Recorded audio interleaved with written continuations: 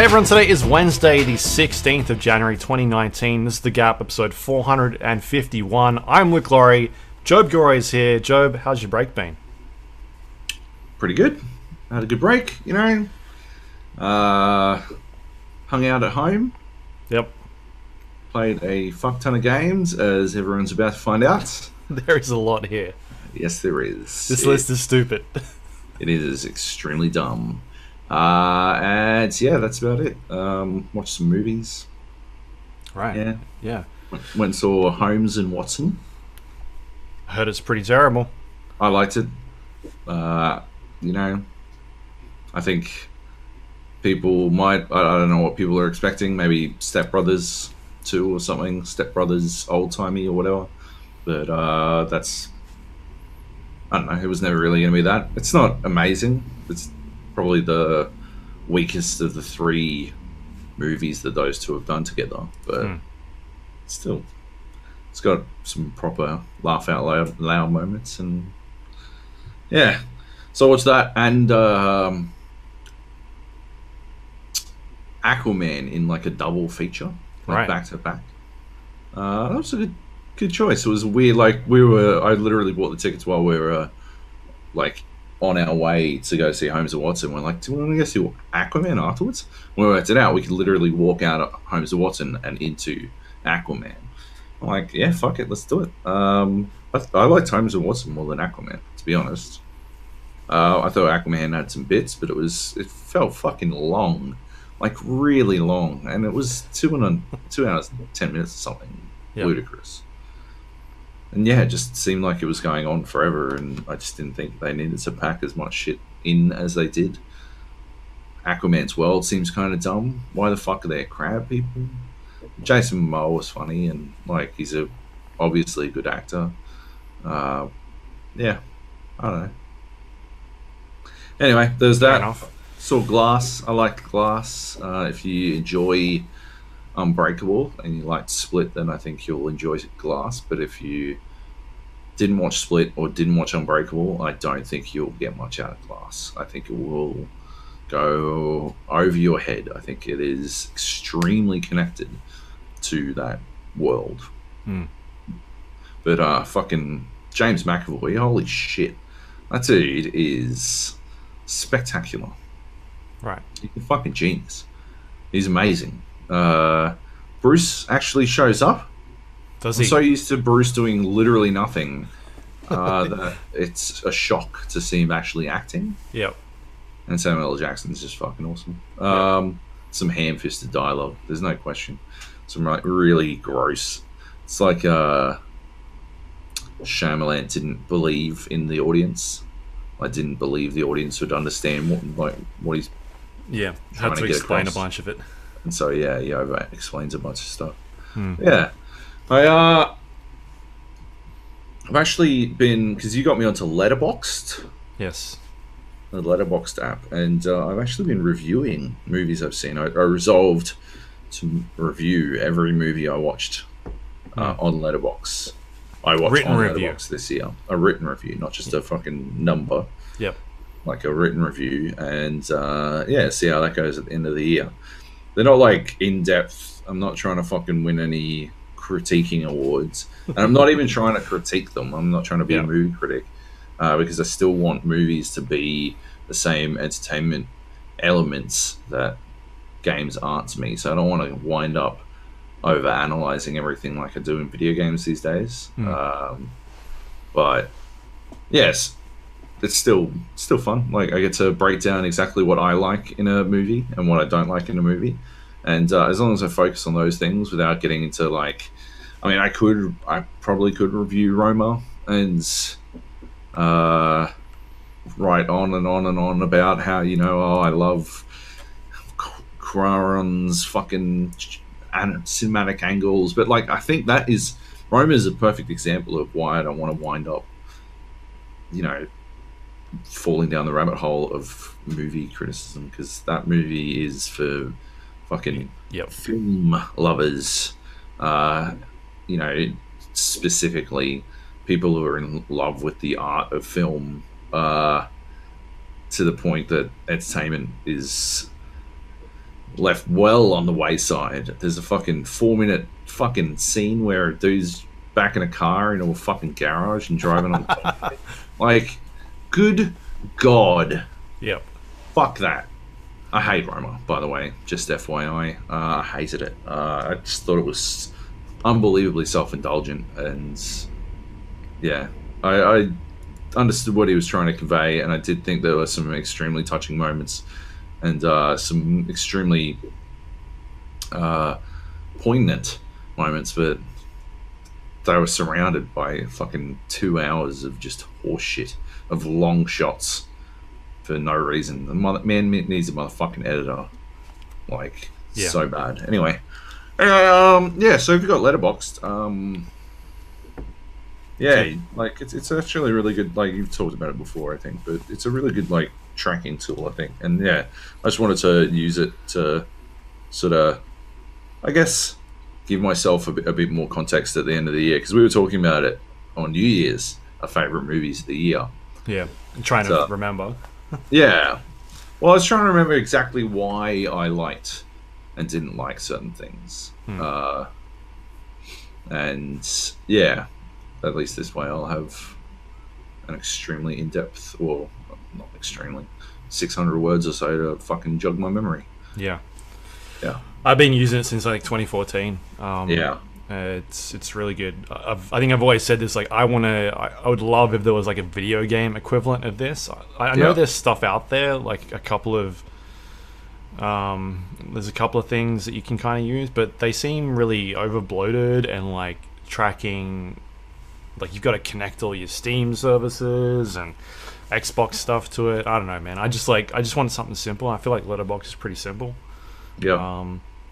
At the same time, I think it's very like stylish, like it looks neat. Whereas all the video game ones are just really bloated, and I don't know.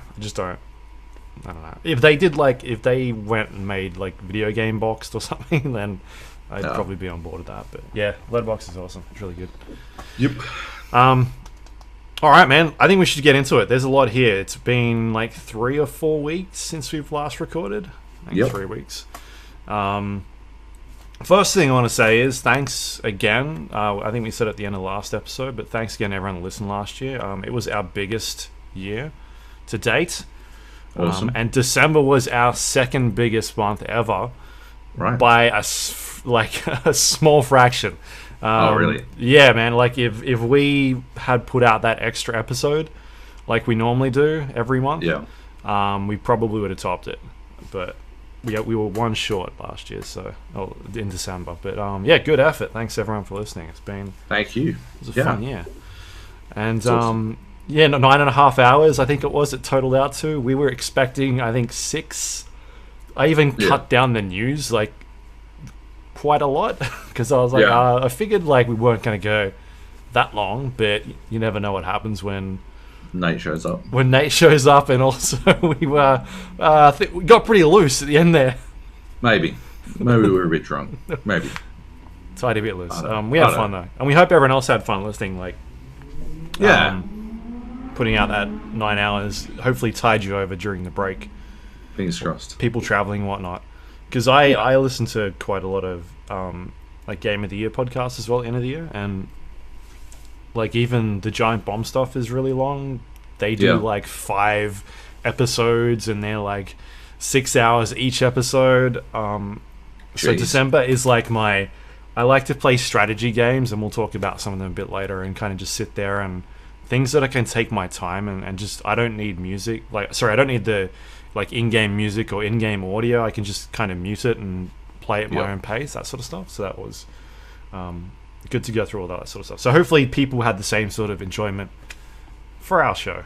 They could just kind of, or even like long trips. People were saying they were going on trips and listening to it in the cars and while they're traveling, which is cool. It's always good.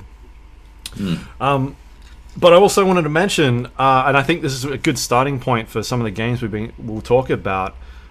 We talked about our biggest disappointment last year. Which we had a couple of games on that list. We rattled off games like Fallout 76. I even threw like something in line of PUBG into the mix. Which we ended up creating a brand new category just for PUBG because it was that disappointing to us. But instead, we ended up giving our biggest disappointment to Sea of Thieves, which was a game that came out last year that we played quite a lot before it actually came out. They were running some closed betas, they ran some open betas, and we were having pretty good time with it. And then the game came out, and it turned out that what we'd been playing for like the last couple of months was actually the full game. Yeah. And while like there was a lot of fun to be had, it was still a lot of sort of creating your own fun, because the base, like the core game, was just so light. There wasn't a lot to do. And that's kind of what really disappointed us, because we felt like, man, if this is only a fraction of what they're showing, imagine like what'll happen when it comes out. And it turns out they added like snakes or something to the game, and that was about it. And so we were pretty upset with that.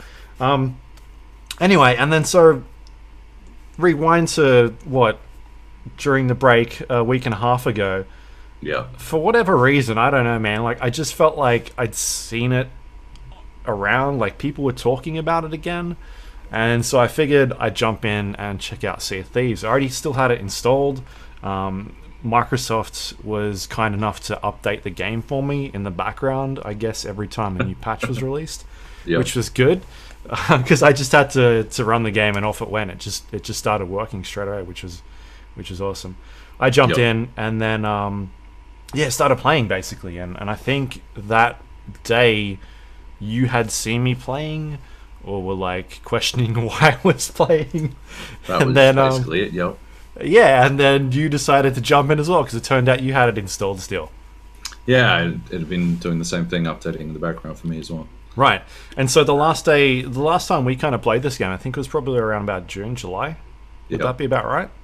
Yeah, yeah. So it's been a good like 6-7 months since then, and they've been updating the game quite a lot. They've been doing really big updates each month. I think December they didn't update it at all. They took a break off, but they're still working on it, which is good. And it's all been free updates, which is even better, because that game didn't launch in a state where I think it could have been feasible for them to charge for DLC or content. No. And I think it's a good move. I think if they go on like a year without charging for content, that'll gain them back some goodwill with the community.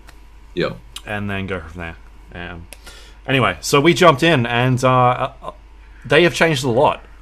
In particular, there is, I guess, more content to do. There's not a staggering amount of new content, but it feels like it's a bit more, I don't know, like fleshed out. There is actually a lot more to do while you're on your boats and sailing around. That seems to be where they put the main focus on, is like a lot of the naval stuff. And they're still sort of quite light on the Voyager content from what I've seen so far. I still haven't got to the Pirate Legend stuff or some of the high level voyages, so I can't really talk about that. But I only just hit halfway to Pirate Legend. Yeah, I'm about the same. I'm like 28, 29, around that area. Pirate Legend is 50, right? Merchant Guild is the one that's taking me the most time. Yeah. They haven't really fleshed out the voyage stuff at all. But what they have done is they've really amped up what's going on while you're sailing about. There's a lot more going on while you're sailing, which is good, because, here comes Joab with his talk about ever cascading priorities, but that is literally what they were lacking, was a cascading set of priorities. And the problem with Sea of Thieves was that it was very easy to just sort of autopilot your way from one place to another, and without much happening to keep you sort of eyes on the prize, you tend to get bored. And we know now that it is what they wanted.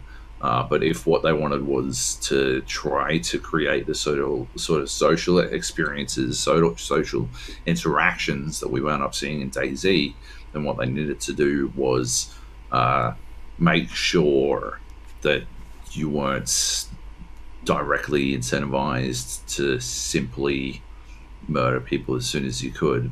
And they didn't do that on launch. What we played this last week feels like the game that should have been released. This is a base state. I want to see them build on this, build Voyages out into something interesting. Yeah. I don't have a problem necessarily with what's happening in it right now. I think it's fun, it's enjoyable. There's risk reward play, but I still need more to keep my attention. It is still very easy to get bored. You know? As we saw last night, we got sort of trounced by two fucking ships of pirate legends.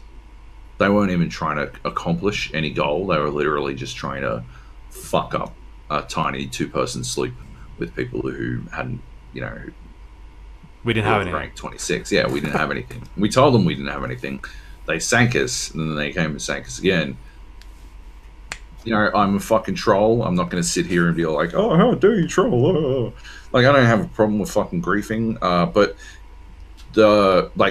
I think griefing is a fault of the game, not of the player. If the player feels so overconfident, you don't really see that much griefing in DayZ because the risk is too great. It's maybe you'll get away with some griefing, but there is always that ever-present risk. Every time I would mug someone in DayZ, I would be trying to wrap shit up as quickly as humanly possible, right? I would be trying to fucking quick, let's go, give me all this shit, right?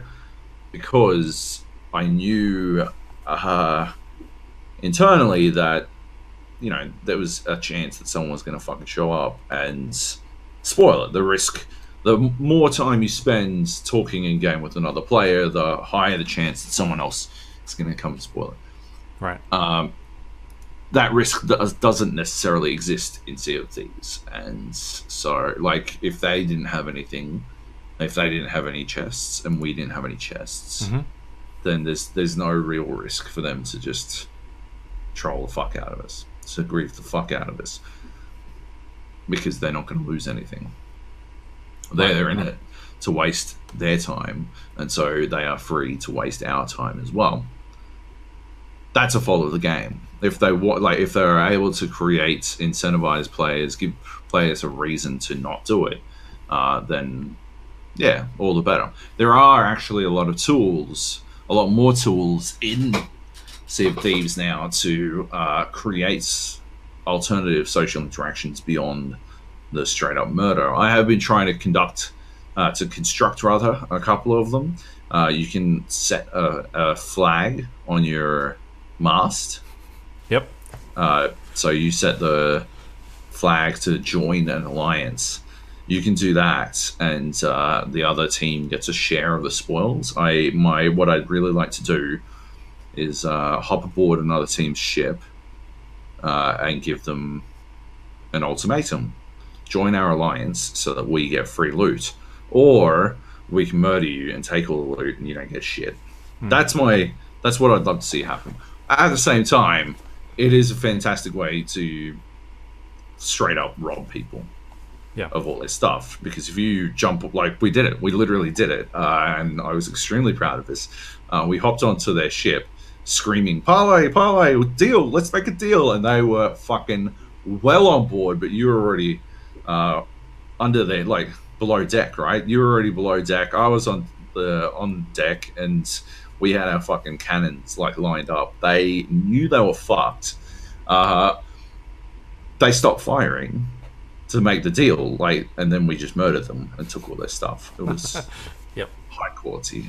We probably could have done the deal, but it seemed that was it, right? That is a fantastic social interaction, in my opinion. That is the sort of shit that they were trying to get to have happen. That we've definitely ruined the idea of it. That is a friendly and Cherno moment, right? And I think that's what they always wanted. I think that's what Rare were trying to create when they were trying to create social interactions on the level of DayZ.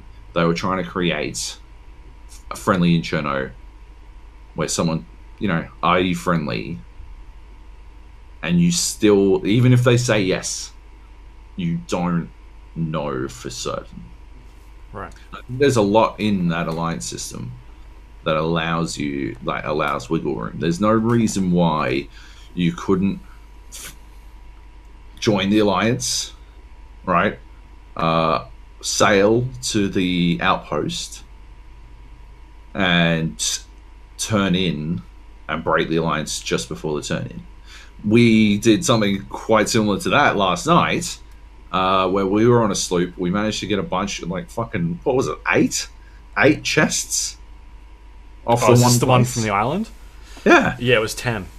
10. It was like 9 plus. It was 9 plus that fucking storage chest we found, but random. Yeah, like ludicrous. But we had 10 chests that we had to turn in. We were a 2-person sloop. We somehow managed to escape our tormentors, and as we were sailing towards the turn in, our tormentors appeared on the horizon, and so did 3 other fucking ships. And so we sailed around the back of the island, dropped a rowboat that was full of the chests, and dropped anchor. And then we just ferried all our chests across to the island itself on the rowboat. I went back to the ship, and I was like, "Oh, sorry guys, I just sold my chest. I was just turning in that one thing." And they're like, "Oh, that's okay. Don't worry about it. We're just hanging out on our own sloop." And it turned out it was a group of all different people, including there was 2 people. There was fucking 5 people on this sloop already, and they wanted me to join them. And then. So they were like, "Oh, you've got to join our alliance," and you were still selling fucking chests. Yeah. You were away or off somewhere. I was keeping them distracted while you were selling chests, and they're like, "You got to join the alliance." I'm like, how do I do that? And then I'd fall off the fucking ship like an idiot, and I press F by accident when I'm nearly at the top of the fucking ladder, and I've got to, "Oh, sorry guys, I got to get a banana, I'm nearly dead," and I go eat some bananas, and you're still fucking selling chests in the background. I'm like, "Oh, come on, sell fucking chests," and I get to the top, and I'm like, "Okay," and I changed the flag to not the alliance flag, and I jumped down. I'm like, "Are we in the same alliance now?" And I'm like, "No, dude, that's not how you got to join the fucking alliance." I'm like, "I don't know what you're talking about. How do we join?" I changed my flag. It sort of looks like yours. And they're like, that looks nothing like our flag. It's a triangle flag." And I climb back up. I'm like, "I'm not seeing any triangle flag, guys."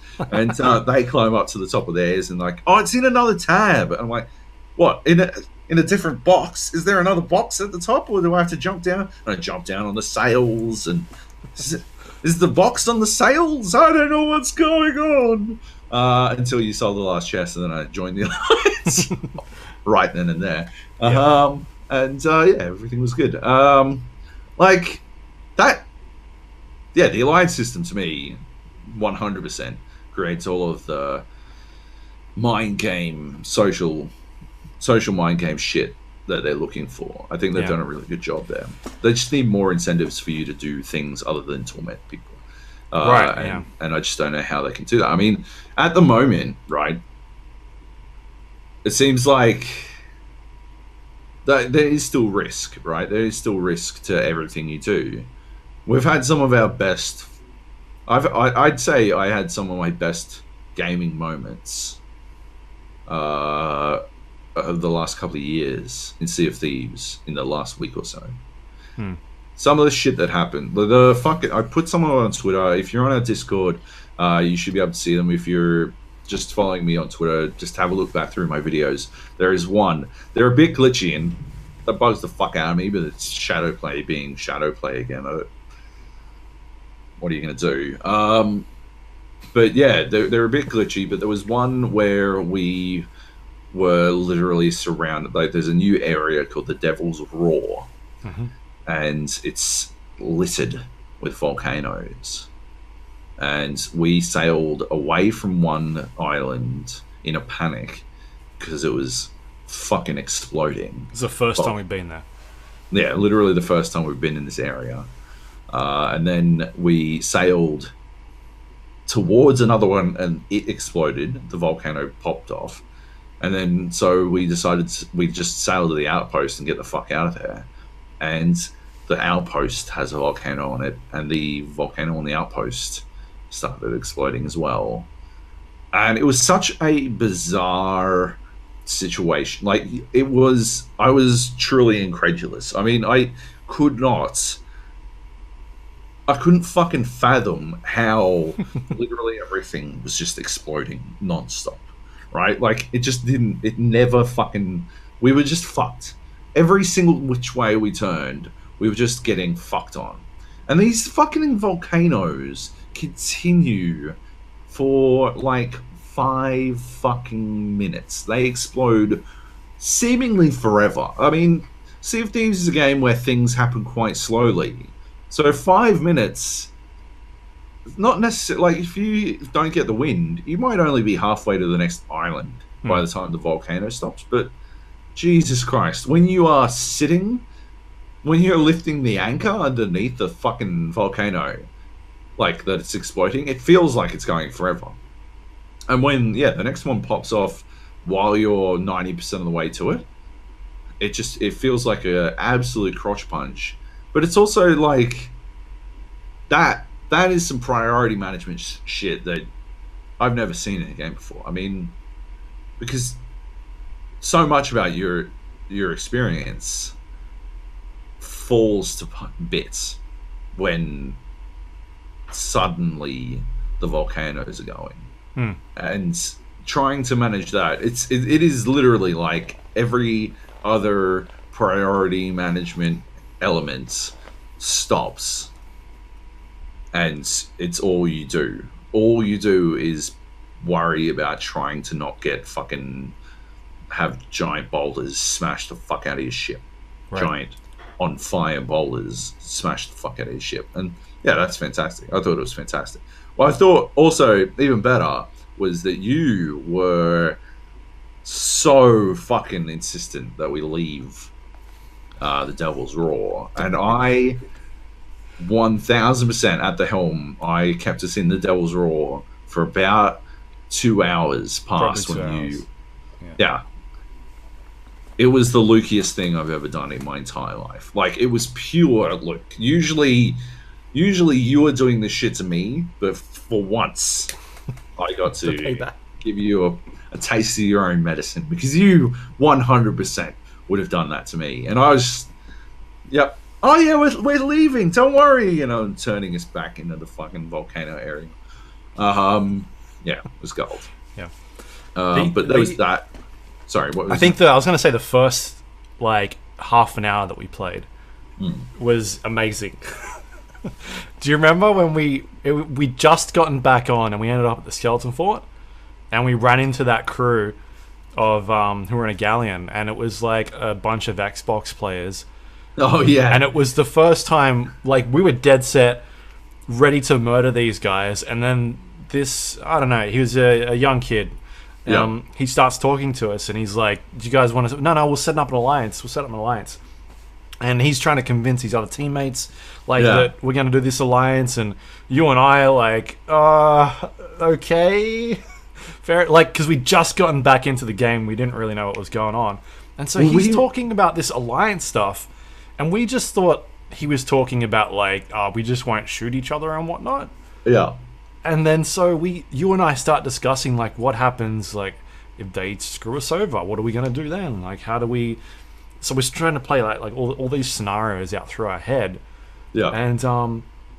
And meanwhile, you're sort of still having this conversation with this kid, and I'm still trying to do the Skeleton Fort, which is basically like a mini raid where you finish it, you get a crap load of treasure. And so I'm doing that by myself while you're talking to these guys and trying to figure out this alliance. Negotiate terms this deal. And then he starts telling you about this like alliance system that you have to go change your flags and whatnot. And I'm like, what the heck is happening? We didn't even know you could change your flags at all. Yeah, we didn't know you could do that. And then so we go up and change our flags, and then it turns out you can change the color of the lights on your boats, and then so they're like changing our boat lights and like teaching us all the new things that have happened in the last 6 months in this game, because we've only just jumped back in and we were like, let's go to Skeleton Force straight away because we're a bunch of idiots. Let's do the thing we've always done. Yeah, so we've got all these kids like telling us what's changed in the last like 6 months and teaching us how to play the game again. Which was cool. I thought it was really good. The best part about that was the reason, because we were on a 2-person sloop and they were a 4-person galleon. The reason we were convinced we'd be able to win regardless was because we'd already sunk them once. Yeah. And we remembered their names. And so that's why we thought it was guaranteed to go down. They clearly didn't remember. They forgot. Yeah. So they're like, oh yeah, let's make a deal. I'm like, okay, fair enough. And I'm like holding my fucking blunderbuss at this dude, like just waiting. Yeah. I reckon one of the things that they could do to further encourage that sort of like social stuff is force you to ready your weapons, like Red Dead. I reckon that'd be a really interesting way to increase that, because it would add extra, like your default state, right? If maybe as soon as you sprinted or something, or sprinted for 3 seconds or something, you default put your gun away, and you get pretty good at, like, all you'd have to do, I think, is bring your weapon up. But if your default state was weapon down, then people would be more encouraged to talk to you, because if your default state is weapon up, then you sort of feel like, oh yeah, they might just pull the trigger and I'll cop a bunch of shit. Shovels out. Oh yeah. Get your shovels out. Peace bucket. The peace bucket. The bucket of peace, baby. Yeah.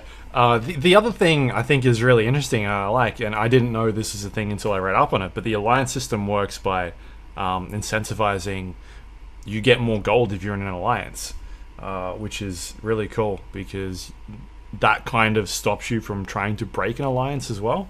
You get more gold. Yes. If you are in a crew and you hand in, say, treasure, the other team gets 50% more bonus treasure as well.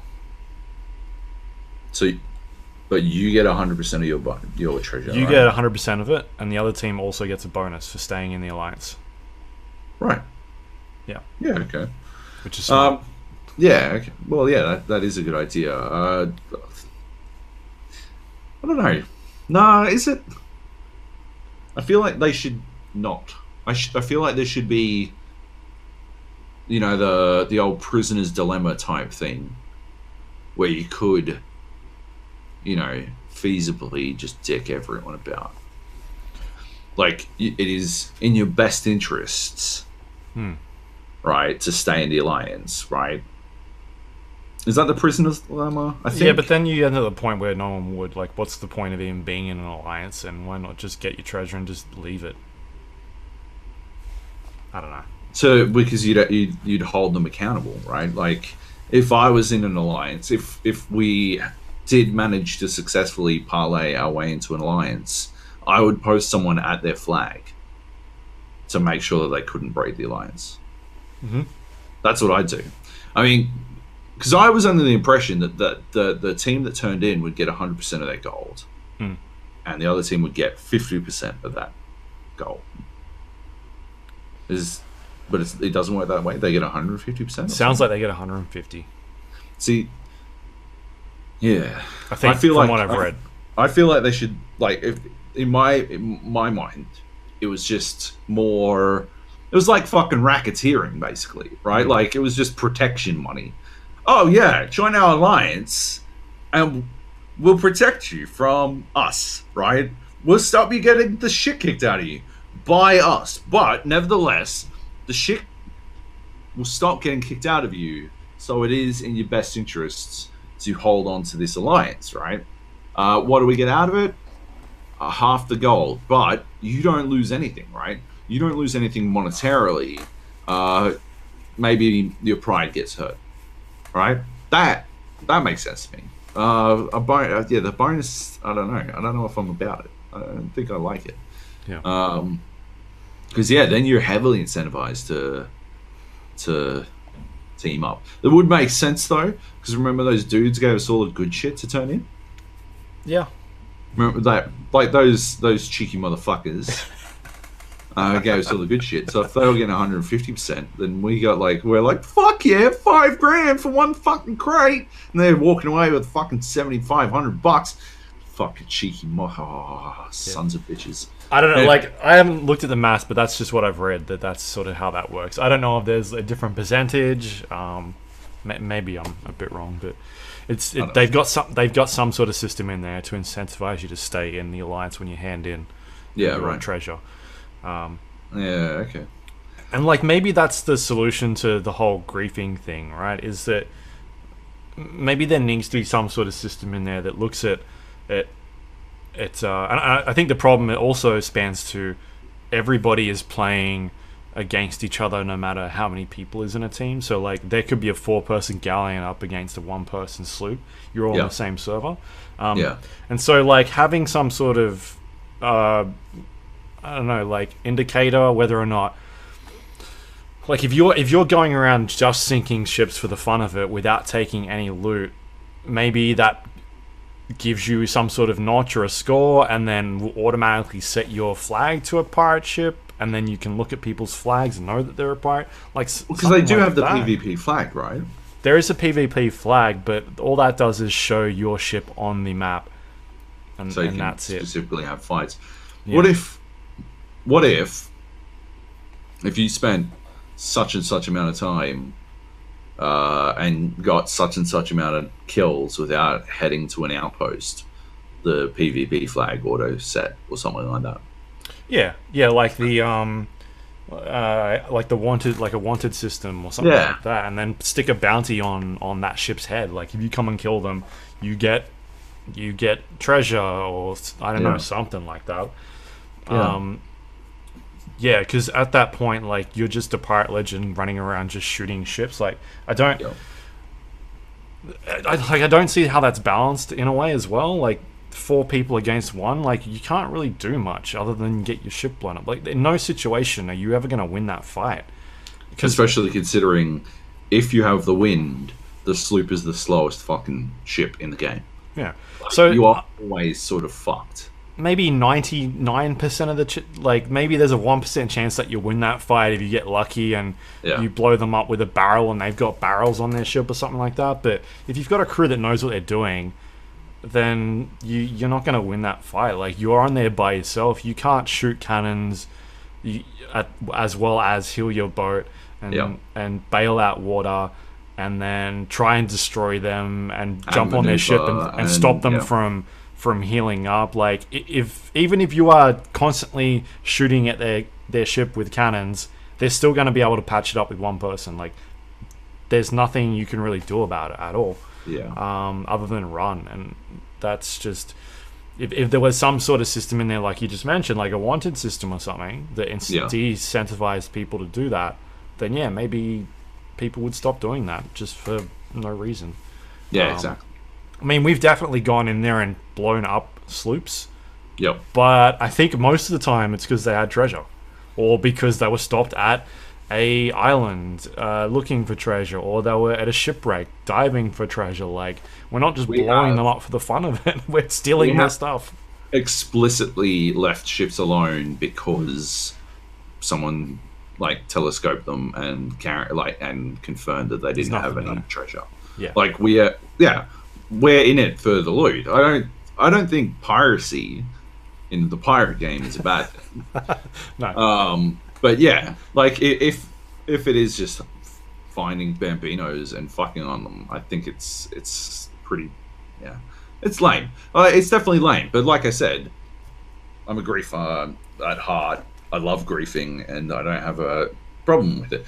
Like I think your idea is a good semi-organic way for the game to disincentivize it. That is like I said at the start, griefing in these situations is a problem with the game, not the player. It is a lack of It's boredom. You want, like, as a game designer, you want players to continue to play the game no matter what, right? And thumbs up, they are still playing the game despite having nothing to do. But thumbs down, they're doing it by just exclusively griefing other players, and that is, that's definitely a misstep, I think. Right. Yeah. The other thing, like, I posted this video of, I think it was the first night I played as well, or maybe it was after we had that really big session. I ended up getting ganked by, like, one ship of another galleon. I was just sailing around by myself. Yeah.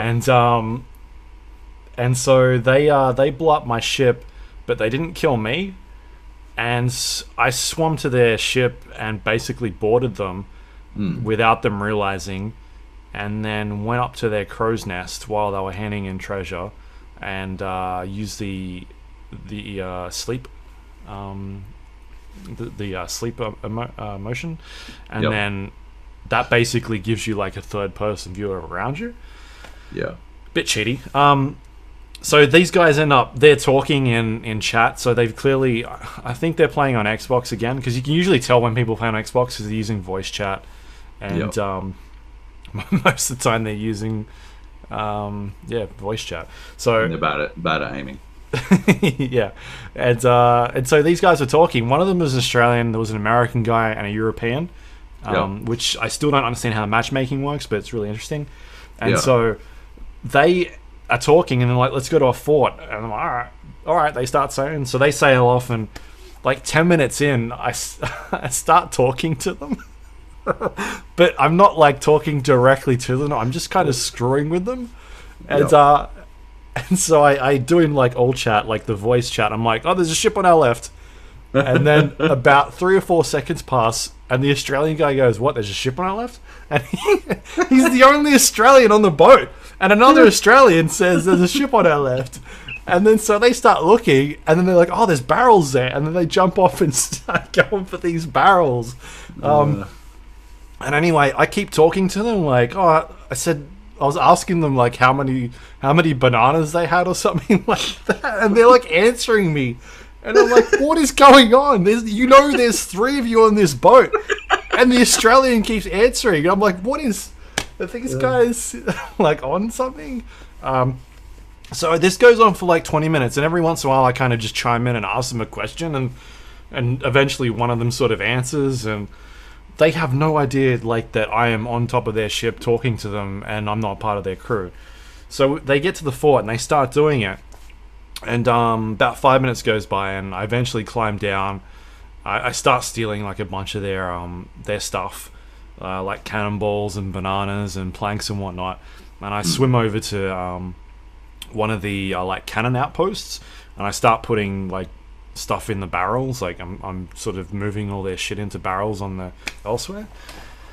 And then there's a red barrel there, which basically blows up in a really big explosion. So I grab that, I go back to their boat, explode it, and then watch their boat sink while they're still doing a skeleton fort.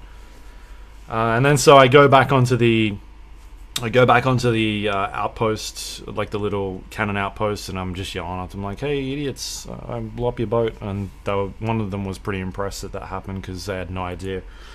And then so I start running around this island while they're doing the fort and trying to kill them. And eventually, as I'm killing them, I've killed them so many times that their boat comes back. And then I blow up their boat a second time. So this went on for about half an hour of me just trolling them, and I thought that was pretty funny. Let's go. Yeah, it's pretty good. So there's like moments like that where you kind of just have your own fun and screw around with the game, and it's that sort of stuff that's really fun. We didn't mention the other things. There's a few other things they've added. Sure. While you're sailing, the megalodon. There's like 5 different megalodons, and ghost pirate ships. Yes. And it's such a amazing. It's so amazing to me how much those things, in addition to the Kraken, change the basic sailing experience. Hmm. Because there's so, like, the panic that sets in when you actually have shit. The panic when you're trying, like, we did the Ghost Pirate Waves. Yeah. Ran out of cannonballs. And we fucking, like, we were dead out of cannonballs. We were sailing back to fucking the fort, and a Kraken stopped us.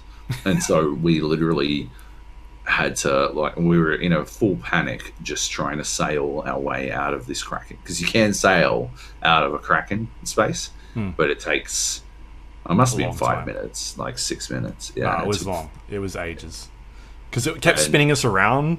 Remember, and like we're having to turn around, and like people kept getting killed by the Kraken.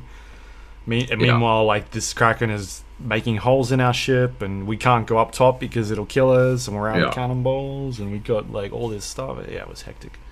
It was hectic.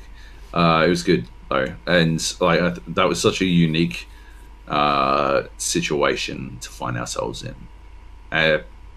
Well, it would be unique, but it seems that sort of thing happens quite often, and that to me is fantastic. They've done a really good job in really lifting that the nerves you get when you're sailing back, because it used to be basically like there was a 1% chance of Kraken to get you, but generally you just sail back to and turn in, and your biggest worry would be someone showing up and trying to take all your shit.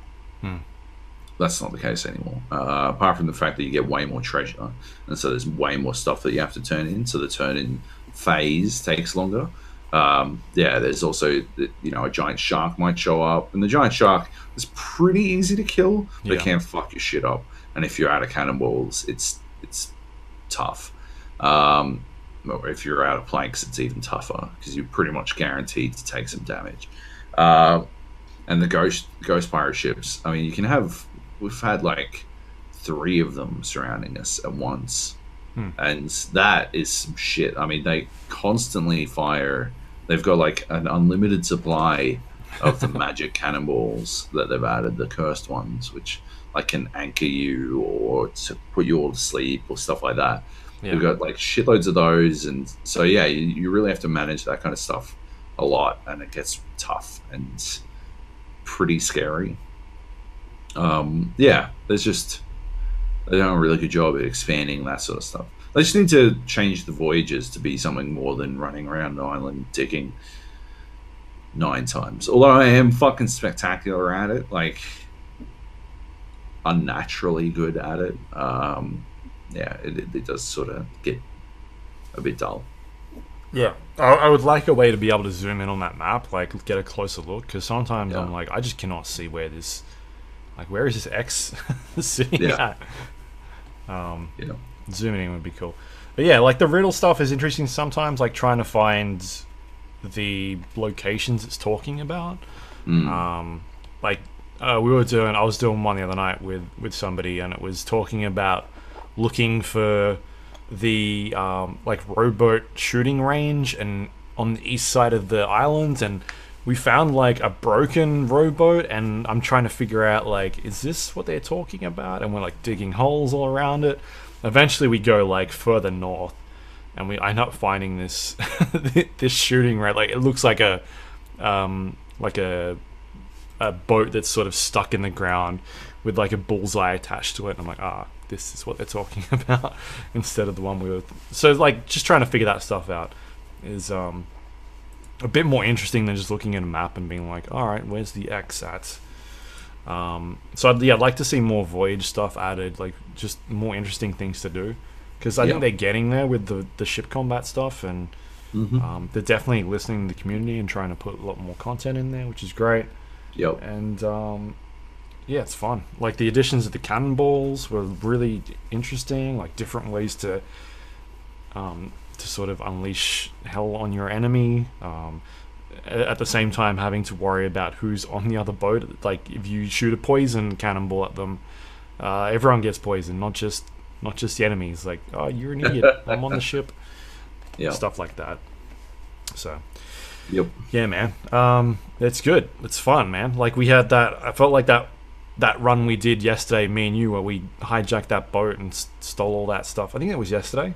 No, it was a couple of days ago. Yesterday was when we were just getting fucked up. There was a boat we robbed, and it had so much stuff on it. Yeah. Which was a good one. And then they chased us for fucking ages. Well, they chased us for a long time. It was good. Yeah. Like, and we were on a galleon as a pair, and a second ship rocked up. But like over time, like other people joined our crew. Yeah. So it was like we were getting more hands on deck. And it was a little bit easier each time. Yeah. But yeah. I ended up jumping off and then climbing onto their boat as they were chasing us, because it's a lot easier to do. Like when someone's directly behind you can just jump into the water and eventually you'll get onto their boat. Yeah. So I got onto their boat, dropped their anchor, and then started killing them while another ship was shooting at them. So at that stage I was like, alright, I think we're pretty good. I don't see how they come back from this. Yeah. So that was like awesome. That's the sort of stuff that you want out of that game. Yeah, hell yeah. Anyway, we've got 20 other games to talk about, and we're an hour in, so yeah, maybe we should move on. Right. What else anything specific you want to talk about to sort of lead off from that? It's not on here, so 21 games, but DayZ. DayZ. Back into DayZ for a bit, just prior to the end of the year. Yeah, it's interesting because I feel like for everything Sea of Thieves has done in the correct direction, in the right direction, DayZ has done wrong. It's gone in the wrong direction, if that makes sense. Like there seems like DayZ was in a place where you were heavily incentivized to play, to like socially interact, but now I feel like it's easy enough to get decent loot that like really early on, and this is not just because I know the map and know what I'm doing, because that certainly wasn't the case. They changed a lot. They changed the UI. They changed a lot about how certain interactions worked. But they changed so much about the rest of it that it's like you loot up real quick regardless of where you go, and like you're able to have a weapon, a good weapon, a ballistic weapon, a gun, pretty early on, almost anywhere you go. Just go to a fucking mill tents.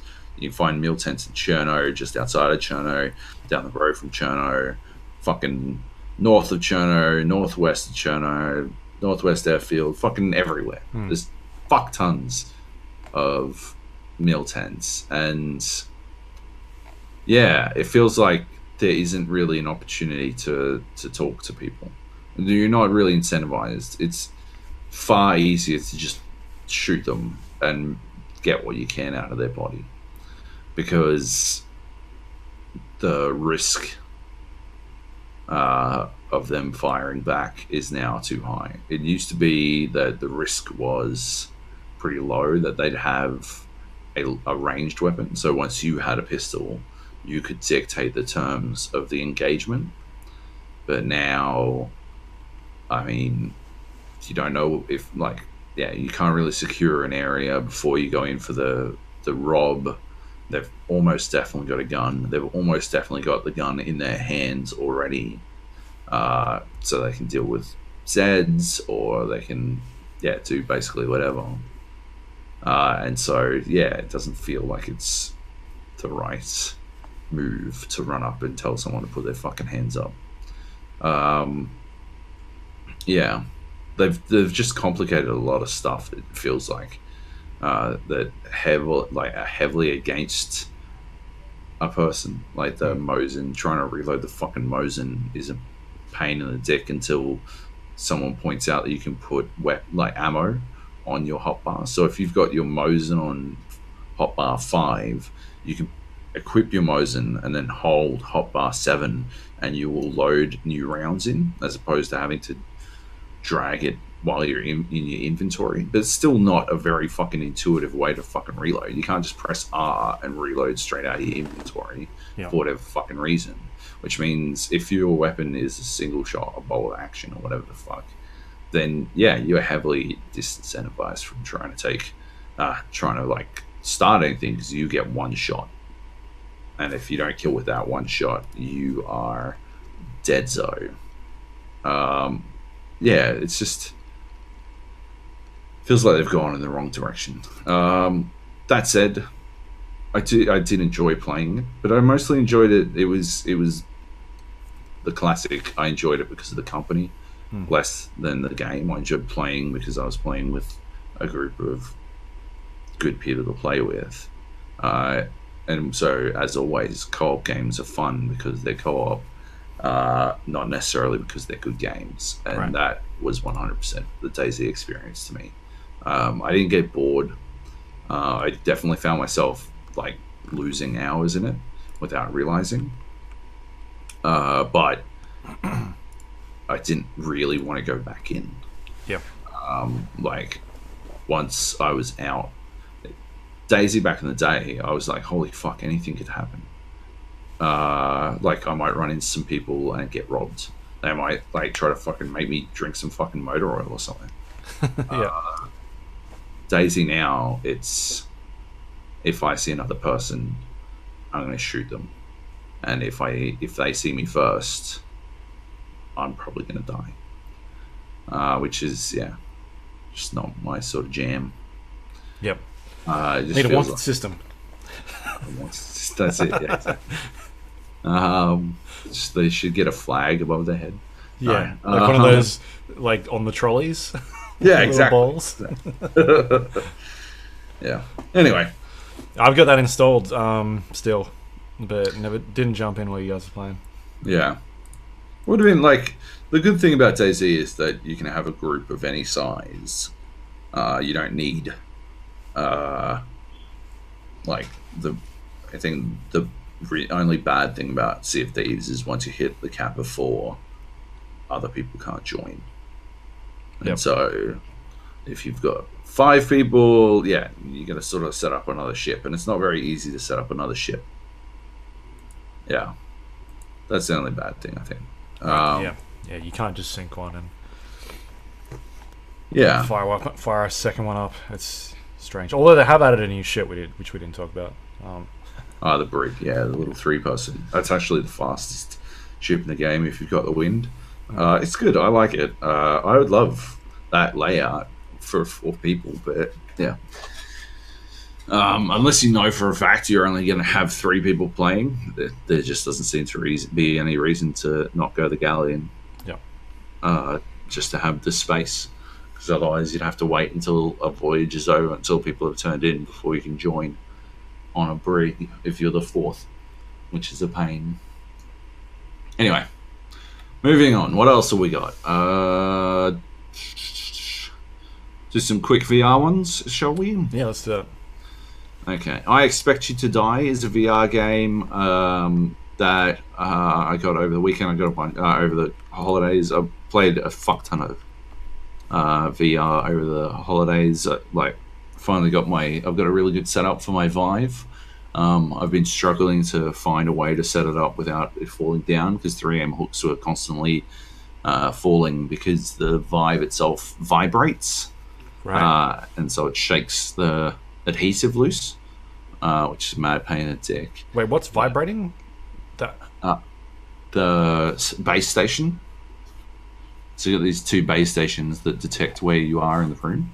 Yeah, and they vibrate. Yeah, they vibrate when they're turning on or off. Oh, okay. And the tiny little vibrations, fuck shit up. So yeah, I've finally worked out a solution to that, which is awesome. So I played a bunch of VR. I Expect You to Die was one of them. It's sort of it's a puzzle game that's meant to be played in a seated position, and I think it's really entertaining. It's sort of like a 50s spy thriller. Yep. But you're also sort of testing things out and stuff. And yeah, it's mostly about like lateral thinking. You might have to, the first mission has you in a car, in a plane, and you have to start the car. But if you start the car and your eye scan doesn't register it's the right person, and it won't because you're not the right person. Then a bomb starts, and you got to defuse the bomb, and then you've got to unscrew something, but the screwdriver's outside. But if you open the window, then gas gets in. Or if you smash open the window, then gas gets in. So you got to open the window a bit and then close it once you've got the thing. And yeah, it's just a matter of like working out all the little bits and bobs along the way so that you can solve whatever puzzle.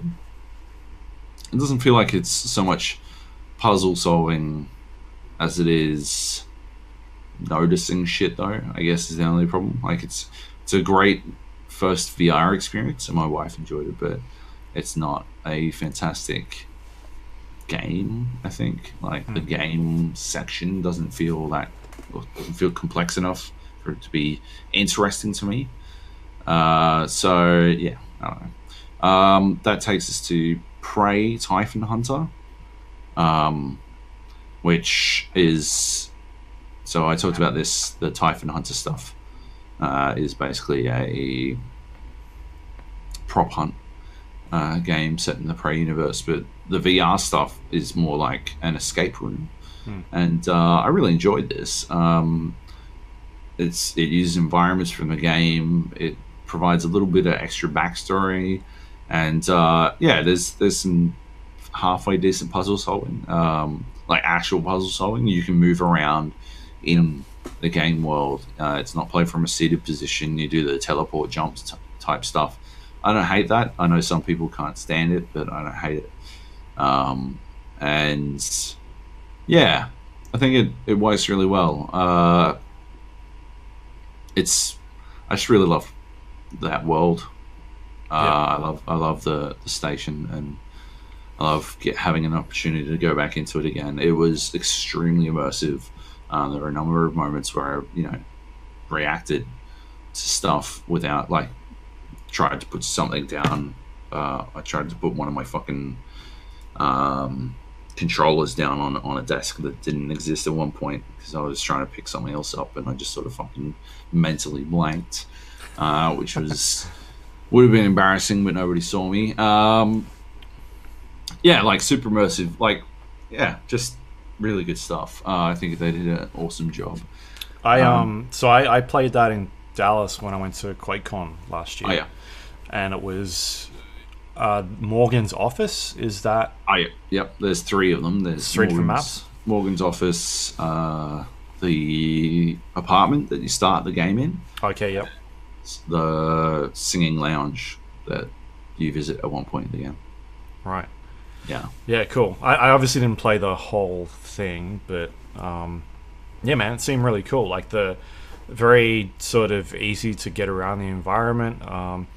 Like I got to the point where I was like picking things up, and because I think at one point you had to put objects into one of those like compactors, or it's sort of things that break shit down to its basic material or whatever the fuck it is. Yeah, you put things in this machine and it spits out little cubes, and then you can use the cubes to put into another object in the room. And so I'm like picking up stuff from one side of the room and kind of just throwing it like this machine, like basketball.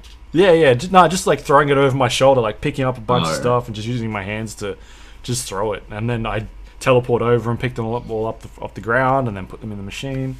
Yeah, so it seemed like a lot of fun from what I played. A lot of cool stuff. Yeah, there's some, like, I think the puzzle solving's a bit heavier duty than I expected to die. I would love a full-blown, like, escape room type deal in VR. I'd like it even better if it was multiplayer. Not that I know anyone with a Vive that I could play with, but like, yeah, I love the idea of escape rooms in VR. I think it'd be a really clever way to use the like virtual space. What else we got? Subnautica in VR. I tried to play this again and failed. It is a terrible VR experience. I cannot get over how bad it is at a VR experience. But there is apparently a mod that makes it way fucking better. So I'm going to try that out this week. and see if I can actually experience living under the sea in VR, because I'd really like to. What makes it so bad? Is it just that it's disorientating because you're spinning in circles all the time, or? No, the controllers don't seem to be mapped correctly. Your head placement doesn't. I think they literally just like switched it to VR or something. I don't know. It feels like your head, like your VR, your face is in your own neck or something. Yeah. Yeah. It's all super weird. It just made me want to fucking barf real quick. Not a fan. But yeah, apparently they've fixed that shit up pretty quick. And finally, Superhot VR is the best VR game on the market. It's fucking amazing. Nothing has ever made me feel more like John Wick. Yeah. Than Superhot VR. Superhot. Obviously, we've talked about it before. We've talked about what's the other one? Fucking Mind Control Delete, which is the sort of roguelike version. I played a fuck ton of that as well, but I've already spoken about it. But yeah, Superhot, time only moves when you move, and in VR feels like the actual proper way to play Superhot. It's spectacular. You've got your controllers. They dictate everything in the game that you're doing. Grab things out of the air. Like, because time moves so slowly, as long as you move relatively slowly as well, you can actually, catch a gun out of the air and then fucking point it and shoot it. Shit like that. Or knives. Throwing knives, catching bullets, fucking all kinds of shit. Or better still, those super John Wick shit. My favorite John Wickiest shit that I do is when you be in a kitchen and you just grab a fucking plate and throw it in someone's face and then Yep. punch them to death. That shit's fucking awesome. You feel like Kung Fu, Hong Kong blood opera, fucking John Woo, Chow Yun Fat shit. It's awesome. Yeah. And the entire experience is like that. But you don't move, is that right? No. So what happens is you actually teleport from place to place as the game, once you've killed a wave, essentially. So you'll start in a spot, kill 3 people, and then teleport to the next spot. The best thing about that is that it's persistent. The game state is persistent. So if you look back over at where where you just killed a bunch of people, you can usually see their bodies flying to the ground or whatever. Yeah. Better still is that you can once you know where you're going to be, I would shoot the last person and then throw the gun over to where I was going to be, and so I would then catch that gun. I'd teleport, catch that gun out of midair, and just bow, bow, bow, bow, bow, bow, bow, brat, brat, brat. It's my gangster gun sounds. Yep, pretty good. Yeah, and it's just top. It's so fucking so good. I love it so much. It's nothing makes nothing. I think it might even convince people to get VR. Yeah. You actually fucking really fucking gel with it. More games need to be like that. 100%. If there's anything else, anything like that, tell me, because fuck, it's awesome. Anyway, that's VR games. When the price comes down, maybe. Yeah, absolutely. Still a stupid amount of money. It's still pretty expensive, even if you get it on a hella sale like I did. Yeah. Yep. All right.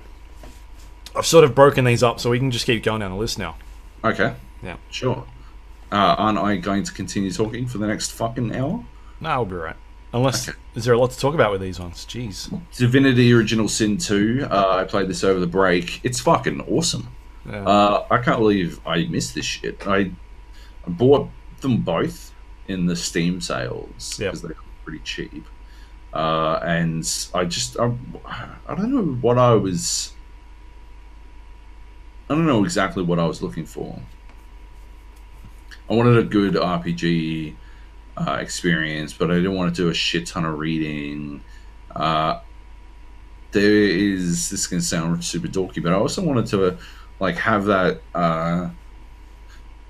you're a living god experience, because I haven't seen anything like that since Planescape Torment. I don't really, and Torment Tides of Numenera didn't really get me going that much. I think it was a bit too wordy at the end of the day. Yeah, this is awesome. I mean, it's got a very classic RPG sort of setup where you're starting in a zone on a ship as a prisoner, and you're going somewhere, and something happens. Yeah, the boat gets attacked. Yeah, the boat gets attacked, and yeah, it's a very classic setup. But you like, I spent fuck tons of time just like wandering around, exploring all of the boat and talking to people, and yeah, it felt like there's heaps of ways you could solve any situation, like throw a barrel full of fucking oil at someone and then light them on fire, or steam, like get some steam going, put fires out with barrels, magic and stuff like that. And it does all this elemental things where you're mixing and matching different types of things within the environment to deal with problems. Yeah, and it goes really like ham on that shit, and which is good, I think. Yeah, there's also like a good deal of world building with the source stuff, and yeah, I just found myself like losing hours in it, which is good because everyone was elsewhere for the holidays, like fuckheads, so I can play multiplayer games, and yeah, this was good. I did probably the mixed part of it is that I was trying to play it on my television, because after I played it for like 8 hours in one day, and I finished the day like hunched over my fucking desk, like I'm like, maybe tomorrow I'll play on my couch, and I played for like fucking 90 minutes on my couch before I'm like, fuck these controls, because I was trying to play on like with the controller. I was just, those are some shitty controls. That game came out on Xbox, didn't it? Like, how the fuck are you going to play that game on a fucking console? It is a pain in the dick. Nothing seems to work the way it should. It was so awkward, especially after, well, maybe exclusively after playing on a mouse and keyboard. Maybe if you only went into it with the Xbox situation, you'd be like, wow, this is really intuitive. But yeah. Anyway, so that was disappointing. I'm not fucking getting my mouse and keyboard and taking it out to my lounge room. Yeah, that and the fact that it was the middle of fucking, it was the end of December and it was fucking 40 degrees, but the inside my house it was 50 degrees because I had the fucking 65-inch television and 2 computers running full ball because I was in-home streaming from my main PC to the other PC at 4K. So they're both like working overtime to fucking render that shit correctly. So yeah, that didn't help. But yeah, nevertheless. It's a good December game, I feel like. Because I talked about it during the year and I couldn't get into it because it just I felt like it was too slow and it took too long for me to get into. Was this the game that you were too shit at? I don't know. Or was that Pillars of Eternity 2? I can't remember. I distinctly remember one of those, like either this one or the other one. Oh, we got an email about it, right? Yeah, we did. Yeah, I think it was Divinity. When people were like, no, it's alright, it gets good after like 10 hours. I was like, I don't know. That's not what they said. You were like, it's too hard, I can't work out how to do this stuff. And then, and then like, oh, it's so easy. I don't understand what's wrong with you. Like, it wasn't too hard. I got up to I did all the boat stuff. I got off the beach. Boat stuff. That's like fucking 4 minutes in. Yeah, that's what I'm saying. It took too long to get going. God. It took too long. But yeah. Anyway, I didn't find it too hard because I'm not a scrub. Anyway, next. Hearthstone. Yeah, I've been playing this. We didn't talk about it. Maybe we did.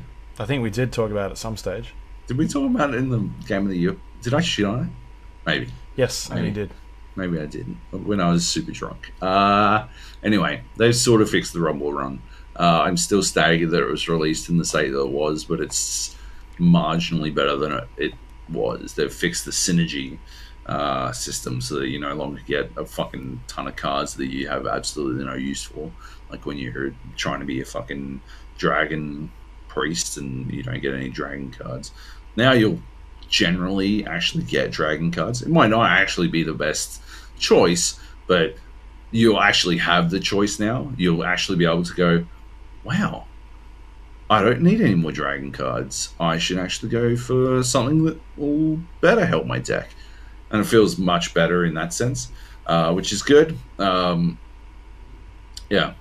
nevertheless, I'm still so disillusioned by the entire affair that I struggle to actually play Hearthstone. I mostly only play it now when I'm waiting for you guys to show up to play Sea of Thieves. Right. And which is all the time. And even still, the last couple of days, instead of that, I've just been fucking jumping in to Sea of Thieves on my own. Right. I might start some shit. So yeah. And I don't want to play Sea of Thieves on my own, but I'd rather play Sea of Thieves on my own than Hearthstone. Yeah. I thought Brawl Stars was on this list. Was it not? Nope. Brawl Stars. I played more Brawl Stars. I played quite a lot of Brawl Stars. I'm quite good at Brawl Stars. I talked about this. This is the mobile game that is from the people who made Clash Royale. Right. Yeah, I think you talked about it. Yes, you have. Yes. I'm quite good at it, like I said. But there's definitely pay to win in it. I say this because I was watching some videos. I wrote a story on Red Bull about competitive analysis on Brawl Stars. I was watching some videos to see what popular Brawl Stars YouTubers think, and one of them was like, "Oh, it's not pay to win. You can break it down." In Clash Royale, every time you level up something, it gets a 50% buff, which means once you get it to max level, it's 450% better than than someone who has just a base version of that same card. It is that's pay to win. This one, it's 5% better, which means at best it can be 45% better. It's still pay to win, champ. It's 100 It's nearly 50% better. It's got 50% more fucking health. If you pay money, you can have 50% more health. That's still pay to win. Also, not to mention the two best characters in the game are. I think you'd have to pay $70 on special to buy them. $70. Or you can randomly acquire them at a drop rate of 0.001%, I think, or maybe just 0.1%, just not 0.001%, just 0.1%. Nevertheless, a 1 in 1,000 chance, and yeah, so it's not let's fucking slow down, champ. They're difficult. Yeah. So there's that. Yep. I still like it. Cool. I might just segue into some of my mobile games that I've been playing. I'm not finished though. Oh, okay. Pretty rude. But the one thing that I noticed, that I wrote about this on Twitter today, is that I think it's using matchmaking it's in an attempt to manipulate me into spending money. It's never going to work. I'm never going to spend money, but it's attempting to do it. I've been noticing quite a bit lately that I've been having runs where I will have good teammates, and by good teammates I mean I will be teamed up with those two extremely expensive teammates, Leon and Spike, who are specifically overpowered. They move faster, they do more damage. It's ludicrous. Spike's just a better version of another character, Anyway, I've noticed that I've been getting teamed up with them for a bit, and then I will get teamed up with fucking potatoes, and I will get teamed up against amazing teams, and I'll just have a run of getting fucked on. I've been noticing that quite a bit. Yeah, I think it's an attempt to manipulate me into spending money. I'm not really about that shit. It kind of bugs the fuck out of me. So anyway, I don't know if they are specifically doing it. I don't know if they're doing it on purpose or if it is even happening. That's just my gut feeling, and my gut feeling is generally correct. See, also, Artifact has lost 97% of its player base, and I totally called that game would tank. Anyway, what do you got? Holedown. No, Empires and Puzzles. Oh, okay. Because while you're talking about Brawl Stars, Empires and Puzzles it's been out for ages, but I'm playing some mobile games while I'm in bed, or just wait for things to finish downloading and whatnot. It is a matching game. You know, you match the gems, and then it causes them to explode, and then new gems replace them. You basically get a set of cards, and each card has a hero on it, and they've got different types of stats and abilities. And you set up a lineup of like 5 different heroes, and you go out and do quests and battle other players. Once you finish each sort of quest, you get a bunch of items, and then you can go back to your main base and spend those items on either crafting systems, leveling up your base, creating new things within your base, like iron storage or food storage or training facilities, or just level up some of those different buildings. And then also you can acquire new cards, and then you use those cards that you've got to sort of feed into the other cards and level them up. And so you kind of want to look at your abilities and sort of like what ranking some of these cards are, and then spend those other cards on those specific ones. So sometimes you might have a really good card that you've been sort of feeding the entire time, and then a new one will come along that's even better, and so you just feed that card to the new one that you've got, and it'll sort of buff it up a bit. And yeah, man, so it's pretty basic at the start, and then it gets to that point where it really wants you to spend money in the game, and it's not too far into it that it does this. Like, you come to a halt on some of these quests where you just start getting destroyed because the quests that you're on and the sort of creatures that they're putting you up against to fight just do so much damage to you that your heroes start dying within like 2 hits. And yeah, it just forces you to sort of, hey, you didn't do so well this time. Either you can grind it out and go back to an earlier level and get more of those items to train more heroes, to eventually feed them to your other heroes, to level them up, or you can buy the cards over here. So yeah, it is super grindy. There is a way to sort of get higher and higher to different quests, but there's a lot of time commitment to go back and sort of replaying those same levels over and over again. Yeah. So yeah, that's just not a fan of that style. Fuck that shit. Not a fan of that style. Candy Crush Friends is the latest game in the Candy Crush series. It is, I think it came out like October or November last year. Right.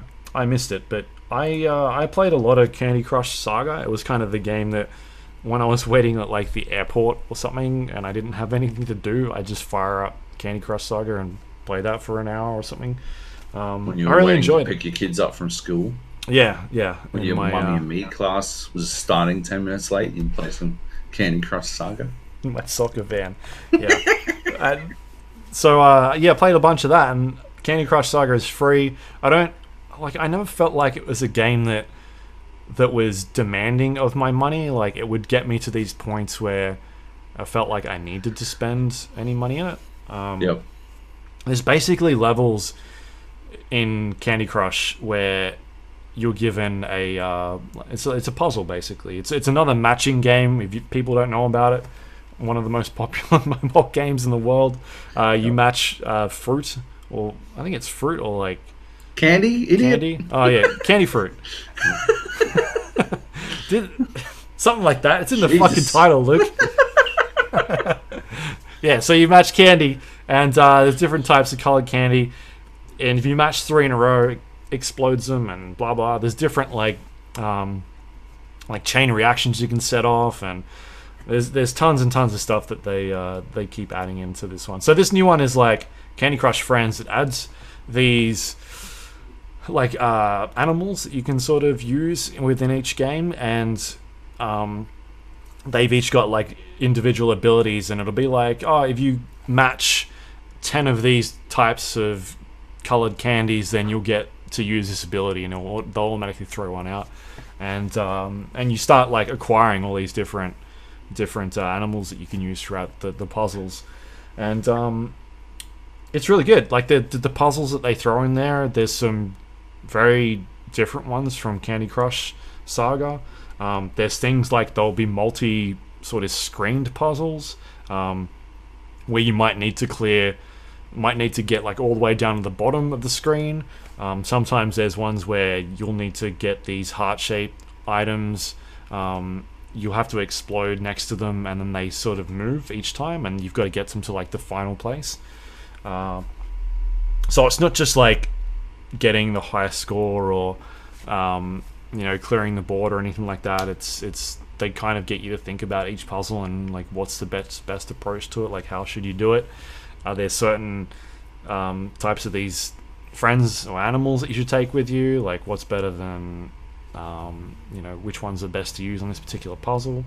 So yeah, it gets you to think about it. And again, like I don't feel the need like I need to spend money. You obviously can. It uses an energy system where you get, I think it's 5 lives, and then every 20 minutes it refills a life. But like it's the type of game where I want to play it for 20 minutes, half an hour, and then I'm done anyway. Like I'm good to do whatever I was doing later on in my day. So by that stage, it's not really worth it. I think you can probably pay money to have like unlimited unlocks or unlimited lives. I'm not too sure. I haven't looked into it. I never felt the need to, but yeah. I think it's a good game to sort of just have. It's a free-to-play game that doesn't really force you to spend money, which is good. And it looks pretty. The animation's really well. It seems like every time they put out an update or at least like a new style of this game, that they're thinking about it and they're adding new interesting ways of changing up the modes. So yeah, it's good. I dig it. It's because I like playing mobile games that can it's sort of fill that 20-minute, 30-minute void that I don't feel like I'm just fucking wasting my time. Like I'll get to a point where it's like, well, I can't play this anymore. Whereas Candy Crush Saga, I've had that installed for years, and I never was like, man, this is fucked. Like I can't progress any further. Yeah. I got hundreds and hundreds of levels through that game, and yeah, it was cool. The third game I've got here is a game called Holedown, which is another balls and bricks, like blowing up bricks game. Right. We talked about a bunch of them towards the end of the year. This one is not a free-to-play game. It was, I think, $5. Okay. And the basic premise is you are shooting balls onto the screen and blowing up bricks. Each brick sort of has a life counter, a hit counter, depending on how many times you need to blow it up. And you're each time that you fire a brick and sort of have a turn, it moves up one space on the screen, and you want to clear all the bricks before it gets to the top of the screen and you die. And you're working your way down to the planet's core. And yeah, man, there's like a bunch of different planets. As you progress through each planet, it sort of gets harder and harder by having these bricks have more hit points. And you are collecting these little orbs and sort of leveling up your different stats that you've got. So you can either have things like you can have like more balls in the game, so you get to a point where like you start off with maybe like 5 balls, and then you can get to like 40 something as you progress through this game. Or you can say level up like your starting amount of balls. So rather than starting with 5, maybe you start with 10, and then you can sort of accumulate them as you progress through each level. So yeah, I mean, the game's all right. It's like it's not one of those games where I don't know, like it's sort of like a 5 to 6 hour experience where it's got set planets you need to try and finish. So it's not endless. No, it's not. Well, I mean, there's an endless mode that you can play, but it's got these like puzzle planets. Like you need to finish this planet, and then when you finish that planet, you go to the next one, and there's like 5 of them, and it takes about 6, maybe an hour for each planet, and then you can get to the last planet, and it's like this is the endless mode, and you can keep playing, and let's see how far down you can get before things get bad, and there's a leaderboard system and whatnot. I think that the art is very like simplistic. The physics feel good, like the way it's sort of like rounded shaped objects. Like these bricks are a bit more rounded, and so they find interesting ways to bounce off of each other when you hit it in the right spot. Cool. But in terms of like the replayability or the complexity of games like Piffle or Bricks and Balls, it's not as difficult as those sort of things, or Ancient Bricks. Ancient Bricks, yeah. Yeah. Not as it's a bit lighter, a bit more casual, I think. But it's okay. Like I don't know if I'd recommend it for $5. So it seems a bit tad expensive when there's like free games out there that I think do it a bit better. Yeah. And the other one I've got here, which I haven't fired up, is Swan Hospital. Is that what it's called? Blue Swan. Ubisoft's latest game. I'm definitely going to get into this one. Of course. How could you not? Yeah, I want to. Are you going to be the dreamy doctor, or I don't know. Maybe I'll go after the dreamy doctor. the salacious nurse? We'll see. Sounds sexy. Excellent. All right, we've got Dead Cells. I just wanted to point this out. I played a bunch of it over the holiday as well. I got really grumpy that playing stuff on my computer on my couch was a bad experience with Divinity. So I decided to play some Dead Cells in big picture mode, and it's fucking still awesome. Actually, they did a bigger update. They sort of changed the drop rate of the legendary stuff and all that kind of jazz. I had to start all over again, restart the game, which actually was a bit of a bummer, to be honest. I was really used to having all of my favorite things, and now I'm just going back through again, not buying the fucking kick, the sandals, right? Stuff. But I am desperately missing a lot of the quality of life little things that I had, like random starting weapons and stuff that I haven't unlocked. I was actually farming souls for a bit, literally just racing through the first level, get to this, get the 2-minute warning, and then just die. I'd get 25 guaranteed souls and be able to through some stuff. Cells, sorry. That was I don't know. That was dumb. I don't think it was the best experience. It sort of ruined it for me for a little bit, and then I started playing again. And starting over, I didn't find the incomplete one, or whatever his name is now, the Warden, the Watcher. I don't know. I haven't found him very fucking on the Watcher. That's the way. But I didn't find it tough. I'm bummed out that you don't get a legendary weapon off him anymore. But what are you gonna do? You now do custom runs where you can set the rules and stuff all on your own. I haven't done one, but I'm very keen to check it out. I wonder if you could do just legendary drops or something. That'd be weird, interesting, worth a look. Yeah. But you can use that to sort of race your friends and compete against one another and stuff, which is cool. Anyway, I saw Dead Cells on a lot of Game of the Year lists. But we were on point and had it in our 2017 list, so we're too fucking good at this shit. We're streets ahead. Yep. Alright, Super Meat Boy. Super Meat Boy was free on the new Epic Games Store, which released at the end of last year, which we talked about. yeah, they've been kind of giving away some free games, and Super Meat Boy was one of them. I downloaded it, installed it, and I think later on some Gap people were mentioning it, like it had come out and recommended it as well. Right. But I'd already grabbed it by that stage, so I sat down and played one sitting, and I think I got through about 80% of the game. 80% of the normal playthrough. I never got like right into Dead Cells when it first released. I remember you and Jung talking about it a lot. Super Meat Boy, you mean? Super Meat Boy, yeah. Yep. And I don't know, like I remember playing that first world and I just didn't grab me. I still have Meat Boy sitting here staring at me. Yeah. And so I jumped in, yeah, man, and played the first couple of worlds, and I don't know, it just hasn't grabbed me as much as the amount of hype that game got. I don't know what it is about it. I just don't, like, from what I was playing, it's not hard. Everyone's like, oh, you've got to play the dark levels or whatever. I'm like, okay, but that's like saying, oh, you go play fucking whatever, I don't know, Dead Space 3 on hard. Like, okay, yeah, it's probably going to be hard, but you're saying it's not hard? No, I literally played it in one sitting and nearly finished the fucking normal playthrough and didn't die much at all. Like, I don't know if we've gotten to the point where, because so many, I guess, harder platforms have come out, I'm just used to it, or... So is this some sign? You think it might be Seinfeld isn't funny shit? No, Seinfeld's definitely funny.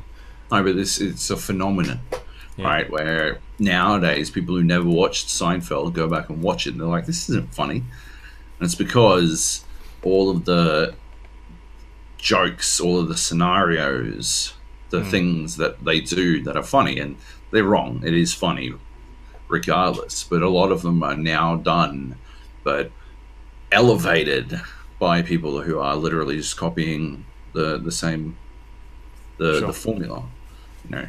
And so the phenomenon is Seinfeld isn't funny because people have coming to it from a place where they're used to all of this. You know, there's no surprise there, and I guess comedy does live somewhat in surprise. Yeah. Yeah. Or maybe it's got that same sort of, like, it'd be interesting for you to go back and play and see if it's easy still. I did go back and play it. I got my Switch, and I mean, but it's not, it doesn't work that way for me because I remember all the levels. So yeah, okay, yeah. Well, I don't like perfectly remember all the levels, but like, so where'd you get up to? Like the hell? Yeah, I think that's the one I got past, and then I stopped. Okay, because that one, well, yeah, the one you're up to, I can't remember the name of it, but the level directly after hell is where it starts to get real fucking tough. Yeah, but that's like literally the last world or the second last world. Second last, yeah. I finished like 5 of them already. Do me a favour. Yeah. Do me a favour.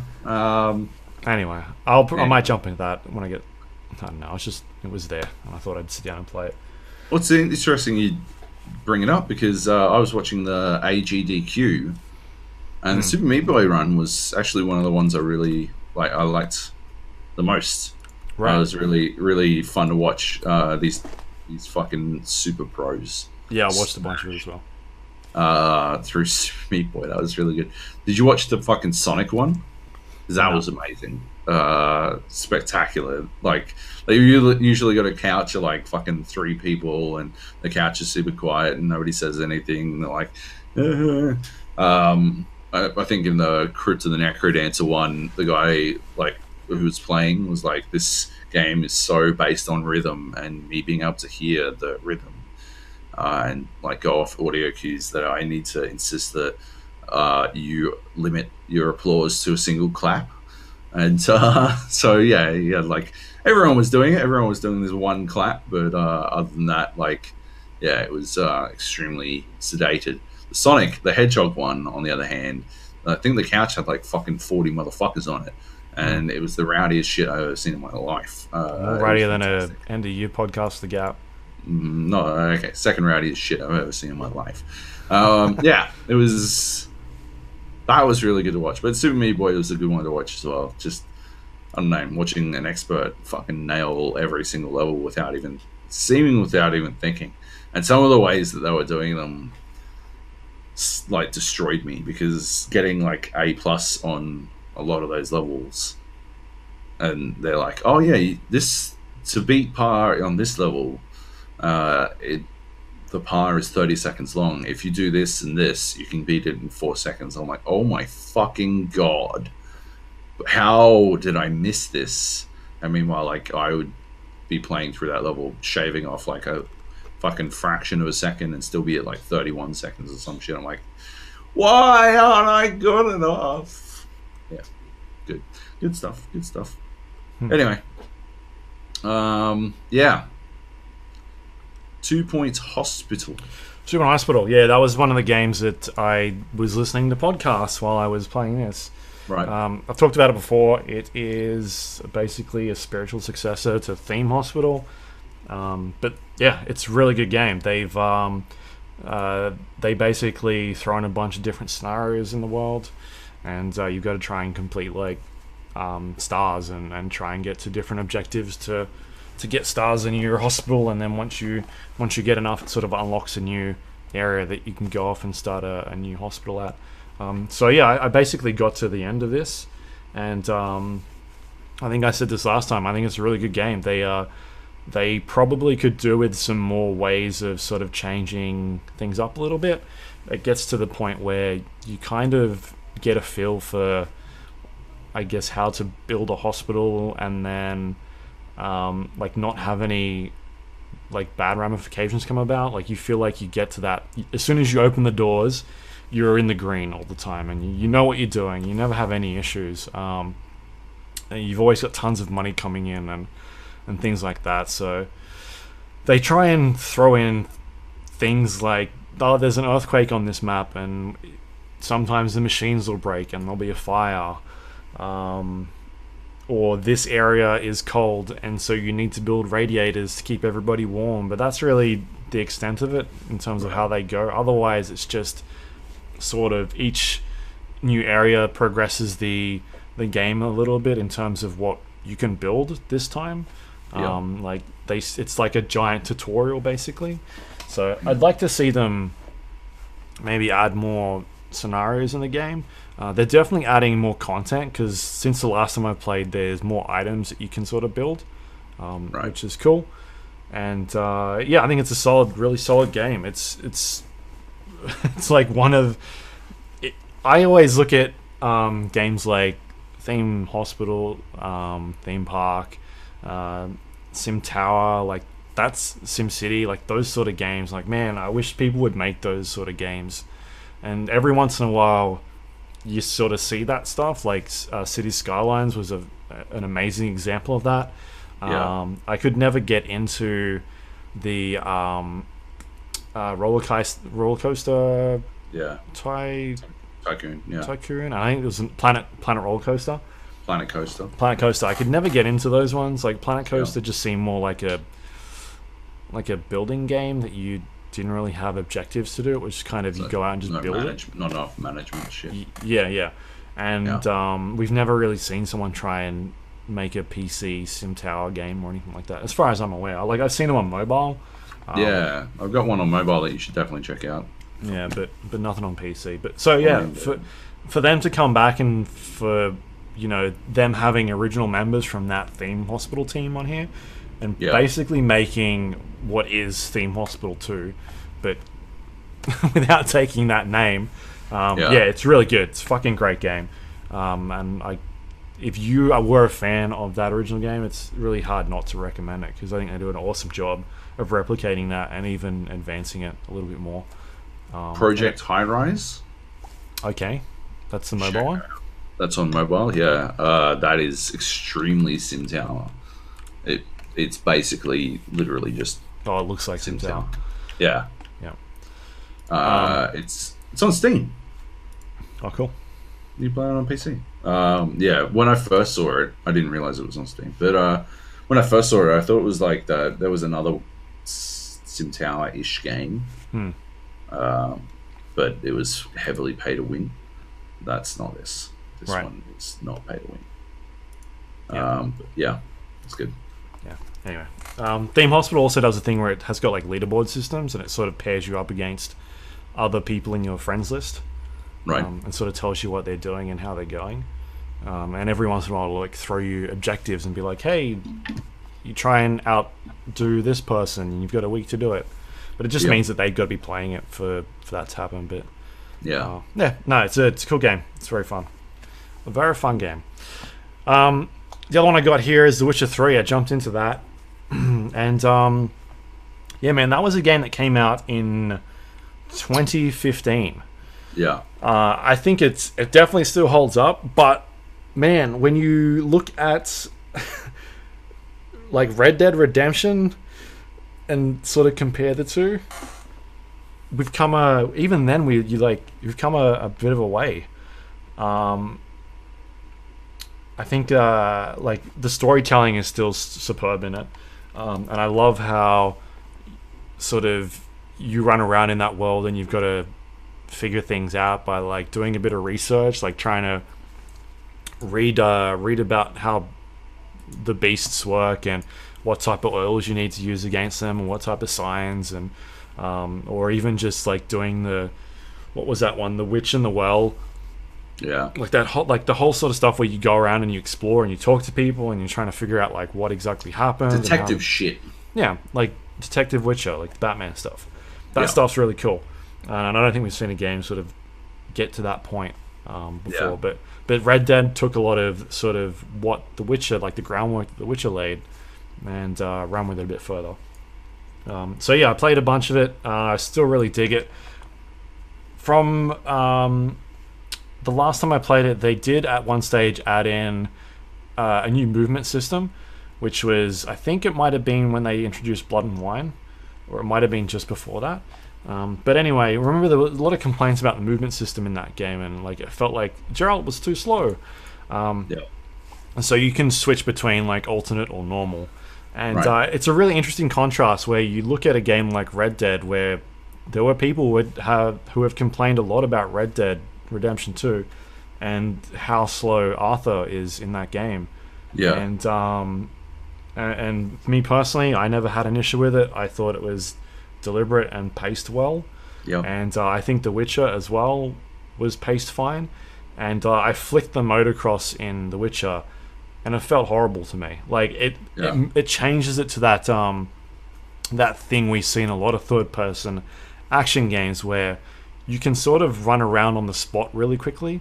Like, do you do that in games where you sort of spin your stick around and the person just sort of twirls on the spot? I do it. That's how you taunt people in Brawl Stars. Right. Yeah.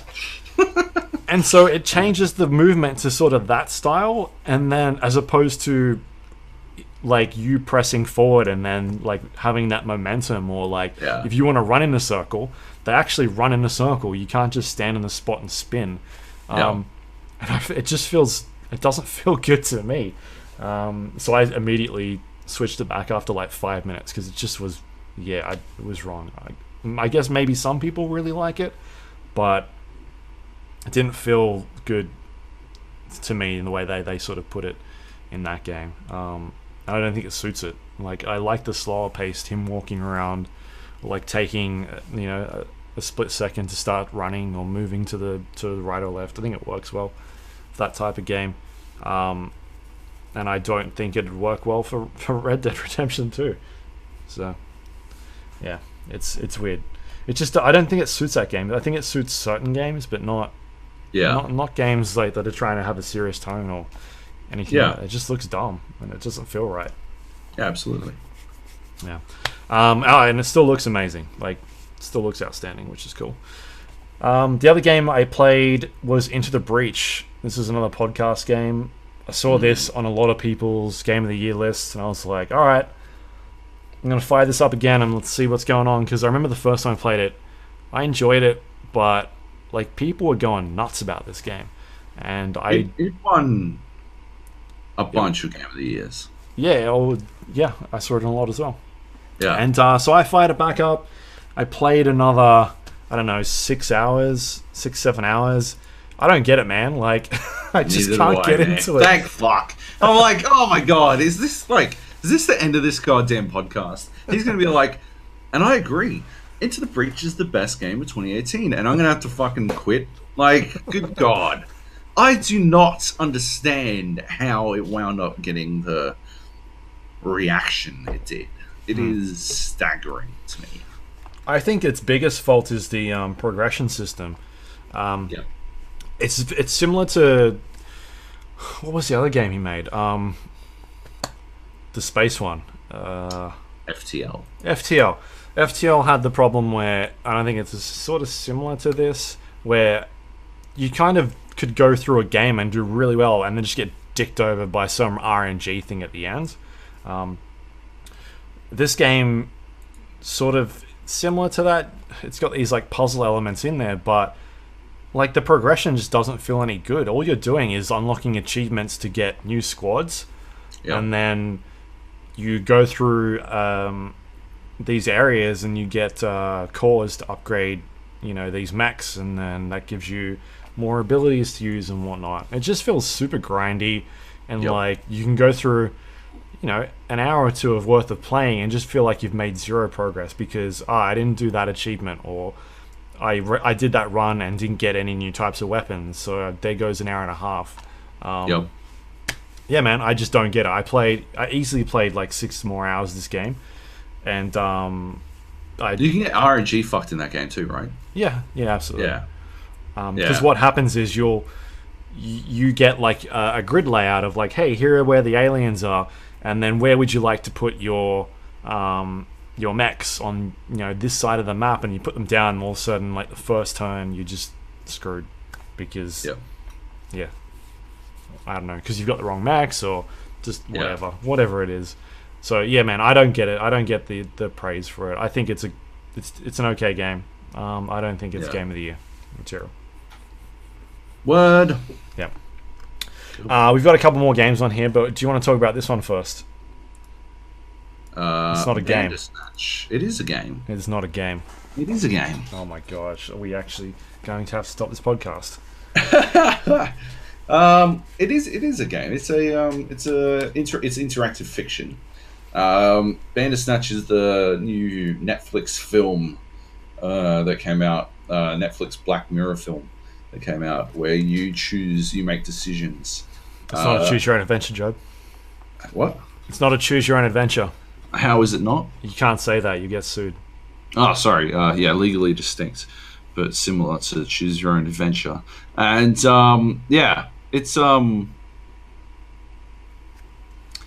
interesting. It's an interesting experiment, but I didn't find it ultimately all that satisfying an experience. What I think I enjoyed the most about it was playing with my wife, who doesn't play video games much, and she'll play on her phone, and that's about it. It was good because I think she got to experience.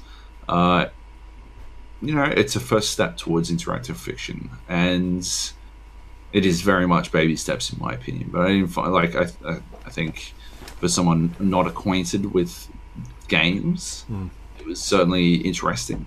Right. But as I guess we wind up in like the reverse of what I was talking about with Roma, where film wankers love Roma because it's all full of film wank, but as a video game wanker, it is.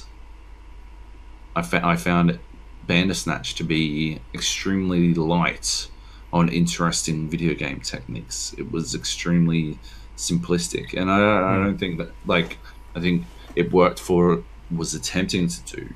Sure. But I think ultimately it didn't tell a very interesting story. Have you watched it?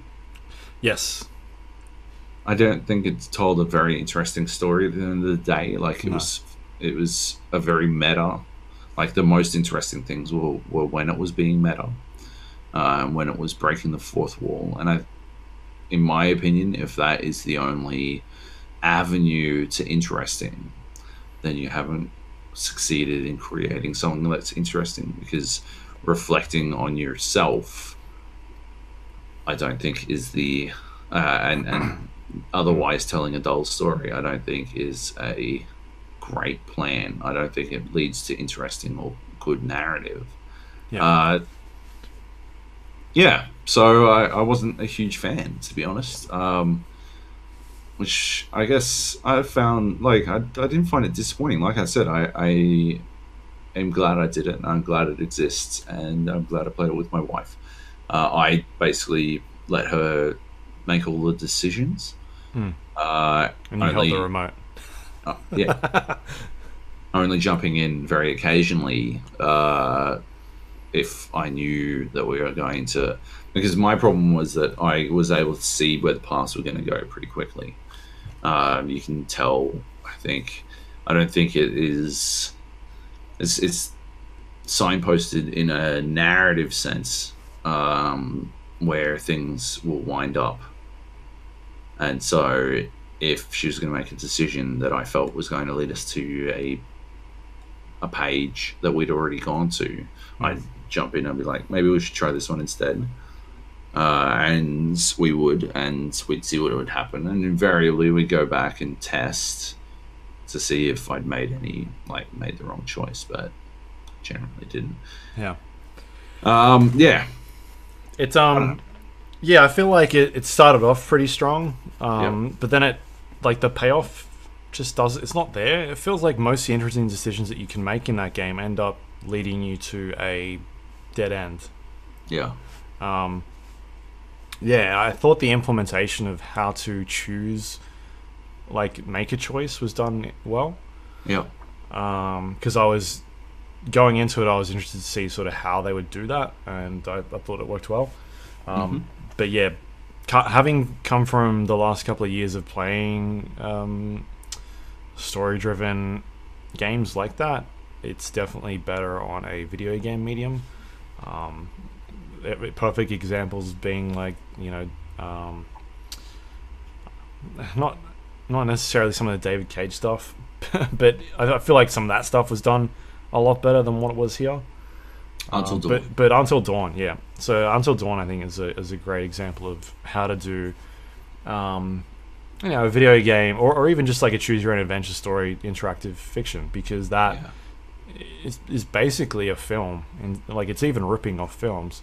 Yeah. It does it so well. So yeah, a bit disappointing because I'm a big fan of his series, like the Black Mirror stuff. Back when it was on the BBC. Yeah. And it just feels like this is pretty disappointing. It didn't have that feel about it. This just seemed like Charlie being like, well, I used to be a video game writer or a video game reviewer, and I know how to do that stuff, so let's sort of combine those two worlds. And I think it's an interesting experiment, but ultimately the story that it ends up telling is not as interesting as the concept. Yeah. Cool. Yeah. All right, should we move on? Let's do it. Thief Simulator. I'm guessing you've played this because I saw it on there twice, unless I wrote it twice. I have played this, but yeah, so have I. All right, I played it. I talked about it before the Really? break, I think. Yeah, didn't I? I don't know. I'm pretty sure. Yeah. Okay. But anyway, yes. This game is dumb as fuck. It's strangely compelling, right? It's so good. It's so good, but it's so dumb. It's so dumb. It's basically just sneaking about and shit. Yeah. Yeah. So here you go. I was just going to explain it. You basically start off in a small neck of a sort of a town with a couple of streets. There are houses all over the place, and you are a thief who has to try and make money. And you basically steal people's stuff, and you're given sometimes objectives or tasks to go and do. And you can only carry a certain amount of items, so you need to make sure that you get expensive stuff. And people have security systems, or maybe they'll be home. You've got to sort of stake out places and get an idea for how long people are home. Like, what times of the day do they disappear and go to work, or are they out of the house? Are windows locked, or are certain windows open? Can you sneak into? Can you break down doors? Or it's like there's so many different ways to approach houses and to get in there and do all this stupid stuff. Yeah. Yeah, I played a lot of this. It's such a dumb game, but I played so much. It's so rigid in the way it works as well. Like everything is so It's so gamey. Yeah.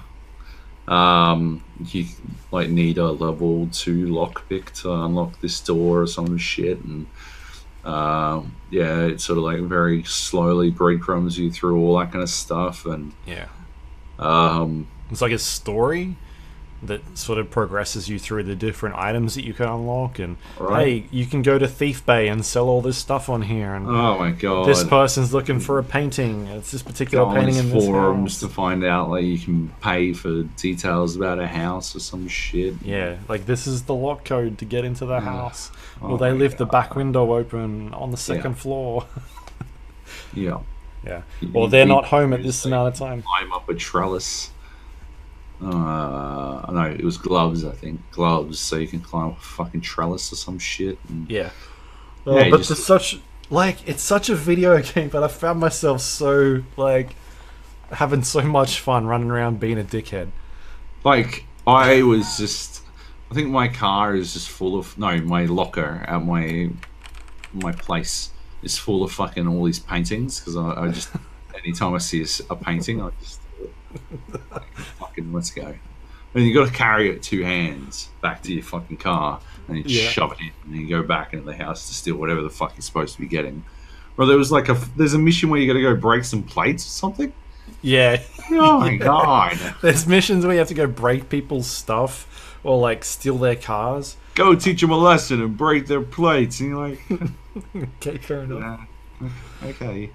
I like but like you got to do it without being seen. Like who's that into? What is a ghost breaking the fucking plates? Like what? Why is it like this? Yeah, you come back. Who broke my plates? Fucking hell.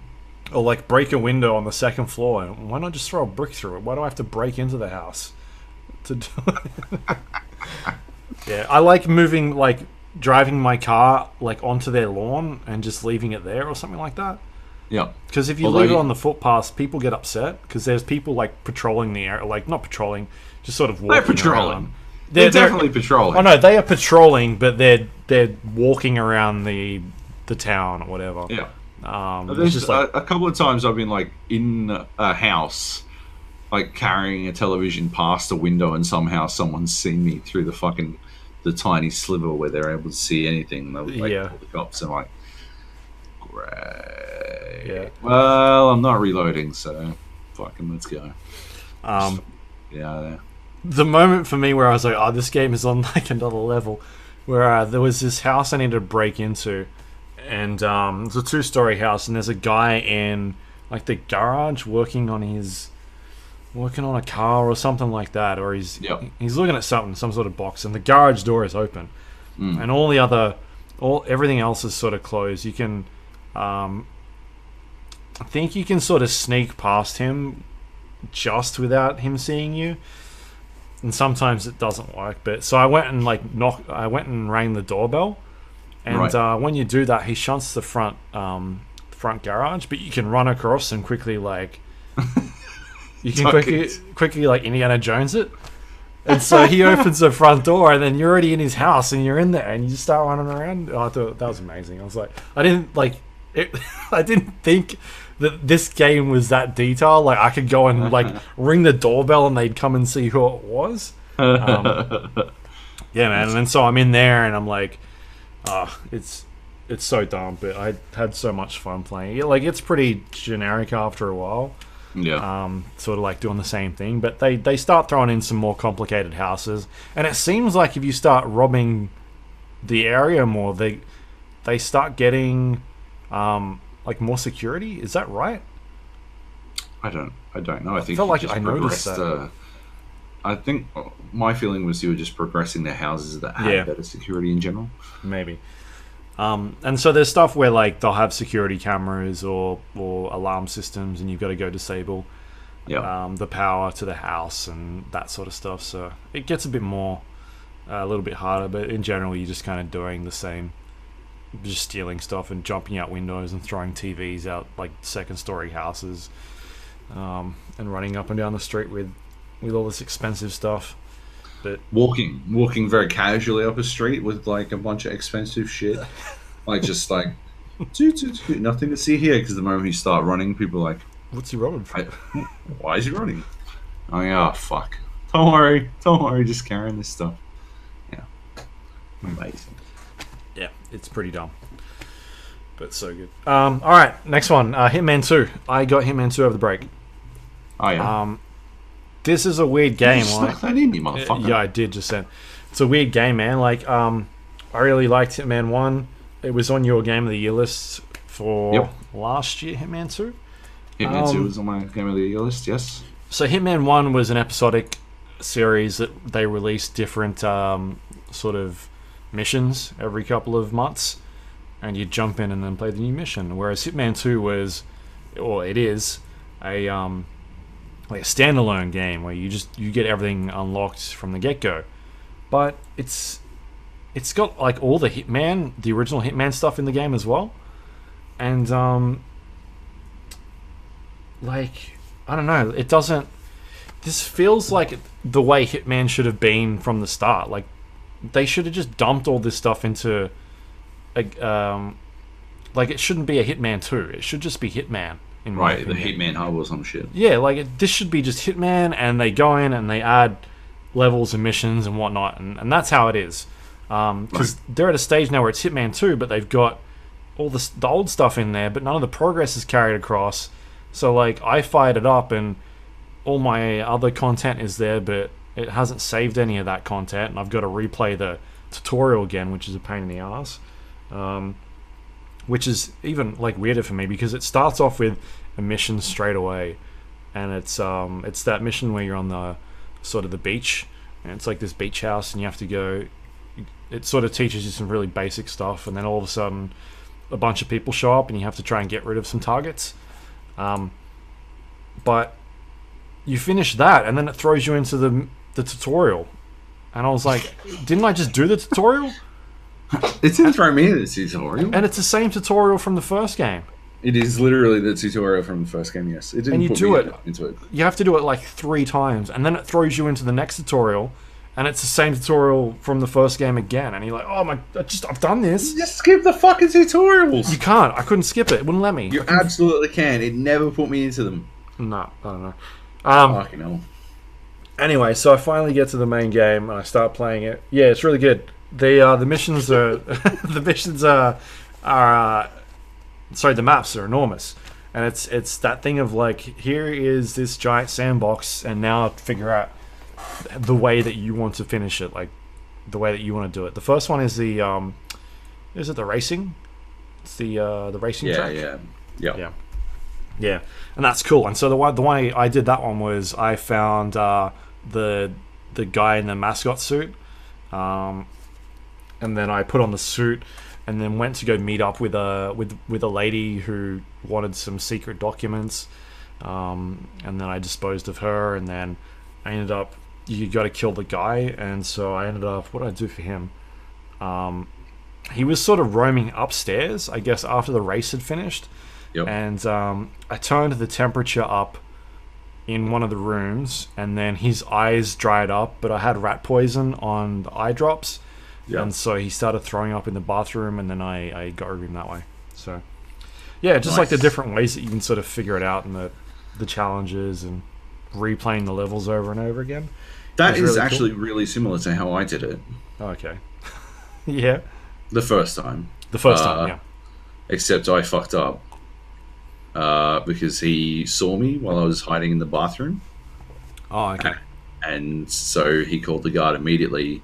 As I was like walking out to garrot him to death and put him away, the guard like pops, like I've got the fucking wire around his neck, and I'm like dragging him back, and the guard like busts into the bathroom like,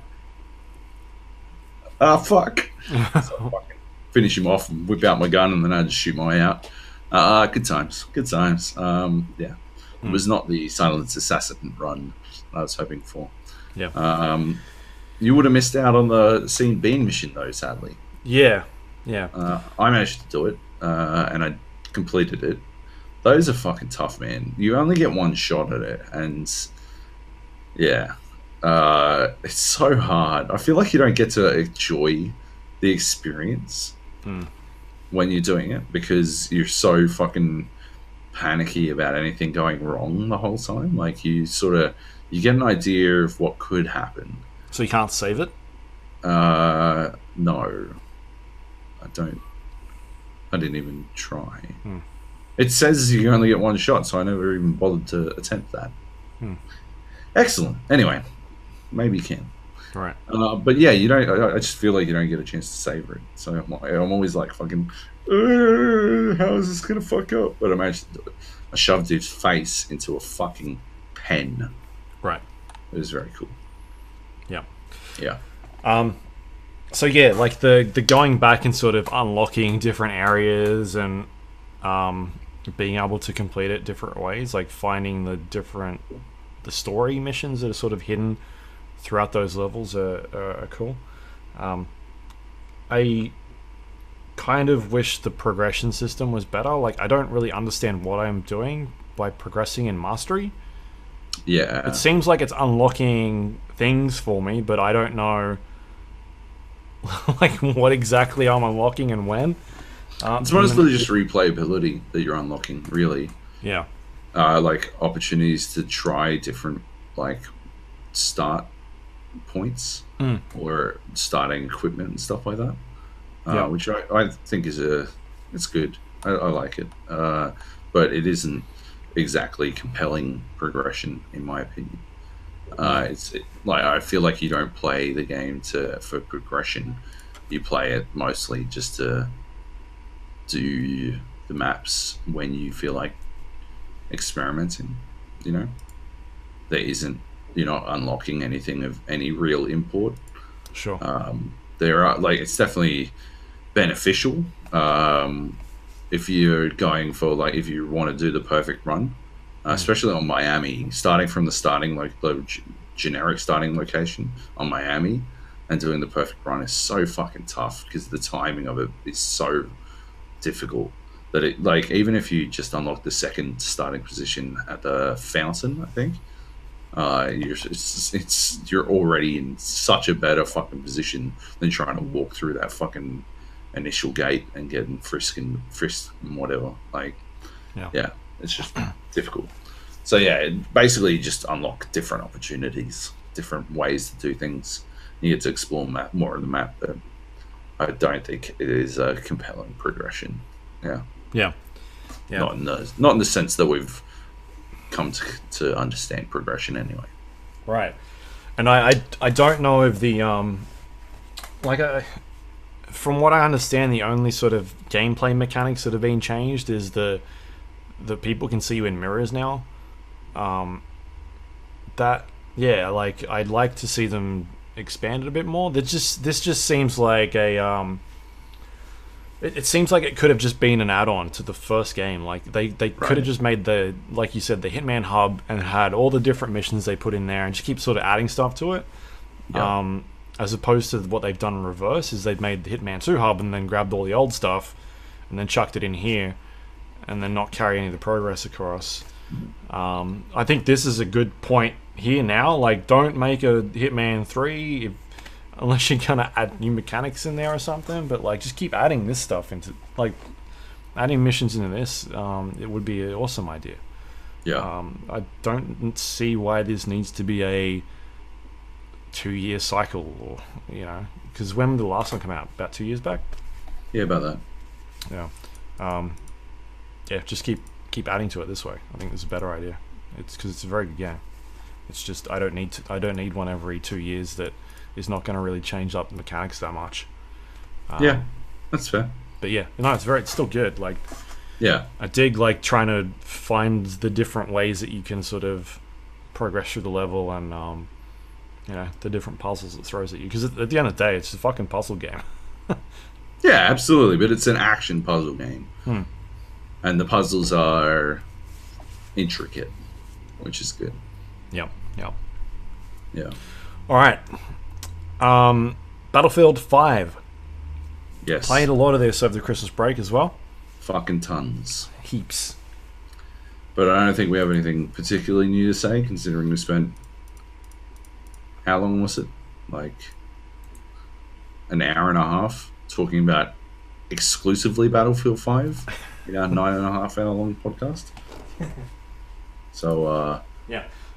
So they added the new patch in yesterday. Yeah. I played a little bit of it, and I'm not a fan of what they've changed so far. Right. They've a lot of balance changes, a lot of bug fixes. The main assault, the second assault gun that I used got nerfed, and this is the second time they've nerfed it. And they've nerfed a bunch of other guns. Like, I don't like it when they're nerfing guns. Like, to me, the game feels good, and for them to make the guns feel worse is not the right way to go about it, in my opinion. Yeah. Because at the end of the day, I'm not gonna I'm not gonna use that gun anymore. So now the gun that I thought felt good, and all these other guns feel like shit. Like, why am I playing this game then if it doesn't shoot, like, it doesn't feel like a good shooter anymore? It's dumb. So they nerfed a bunch of the assault rifles. They buffed some SMGs. They've made some changes to the machine guns. In terms of the, like, I think putting the bipod down they made a little bit better, and they've buffed like proning and crouching, so the recoil is a bit better. Made a couple changes to maps and sort of the way they work, but the big one they're still working with is the time to death / time to kill stuff, and trying to, I guess, the issue was that people were dying and they didn't really know how they died or where they died from and that sort of thing. So what they've done is they've implemented this new kill cam, so that when you die, it shows you now who, like, before it would highlight the person that killed you, and you could see it on your body. Now it, like, zooms into them, like, it'll move from your body and sort of zooms into where they are, and then it goes back to your body like it used to. But this whole process takes about 3 seconds, and what ends up happening is if the person is behind geometry or moving around your body or something like that, you end up with this camera that is stuck in the floor, or like you can't see the person but you can see the outline, and all of a sudden you're looking into this zoomed shot of just like a blur. Or if they're running around you, it's just this camera that is spinning in circles. Like, it's just been implemented really poorly, and it's disorientating when you either get revived when that's happening, because then all of a sudden you're back in your body and like, where the fuck am I, like, what is going on, or you end up being like bleeding out, and now you've got this extra 3 seconds where you can't bleed out anymore. So they've added another couple of seconds on top of the bleed out timer, and by doing that, and I don't know if this is intentional or if it's a bug, but the medic like radius, so to show you how much is left on the bleed out on either your squad mates or if you're a medic on people around you, that no longer ticks down, so you can't see how long someone has left to bleed out. Oh, okay. Sounds like a bug to me, but how that got through is, I guess, not surprising considering they didn't test the last patch either. But yeah, that's like the two things that I've noticed off the bat where I was like, this is broken as shit. And I got up this morning and like their Reddit page is just people complaining about that new camera, just being like, this is dumb. Like, did anyone test this? It's completely broken. And also the medic stuff is stupid. So yeah, man, I wouldn't be surprised if they either remove that or revert the patch again. So we'll see what happens. I guess it depends on how long it takes for them to fix it, because the last time they rolled out a patch, they ended up rolling it back within 24 hours, which was the last one they put out. Yeah, that's true. Yeah, the time to death stuff. So yeah, we'll see. I don't know, man. Like, there's people asking them to put up like a test server or something so they can test this stuff, because clearly whatever's happening internally is not. They had a CTE for BF1, BF4, like yeah, it's not working. Maybe they need to send it to DICE LA already, so they can, like, DICE LA can start doing they're the ones who fucking nailed the post-release stuff for both BF1 and BF4. They're the ones who made those two games. Yeah, the best versions of themselves. So maybe it's time to send it over to LA. Well, the top post on Reddit at the moment was submitted 7 hours ago, and it's got about 2,500 hits on it, and it's a combination of, hey, like, here is how you do a damage bleed out screen, and it's basically a collaboration of 3 different suggestions that people have suggested over like the last month that I've actually seen these before, but it's like, hey, DICE, your new system is still crap. Like, here's some suggestions, and also you had a better one in was it the police one, Hotline? Hardline. Hardline. Yeah, like, hey, you had a better death screen in Hardline. Like, use that system as opposed to this crappy kill cam thing that's now in the game that has stuff to bleed out. Plus, it looks crap. So I don't know. It seems like the community is not happy once again with this update, which sucks. But yeah, a lot of other changes in there. But I've been playing a lot more sniper. I think I'm at like level 19, about to finish with sniper, which has been good. And they nerfed some of the sniper. Sorry, they nerfed the glint on the sniper rifles now, so they're not as flashlighty on some of them, which is good.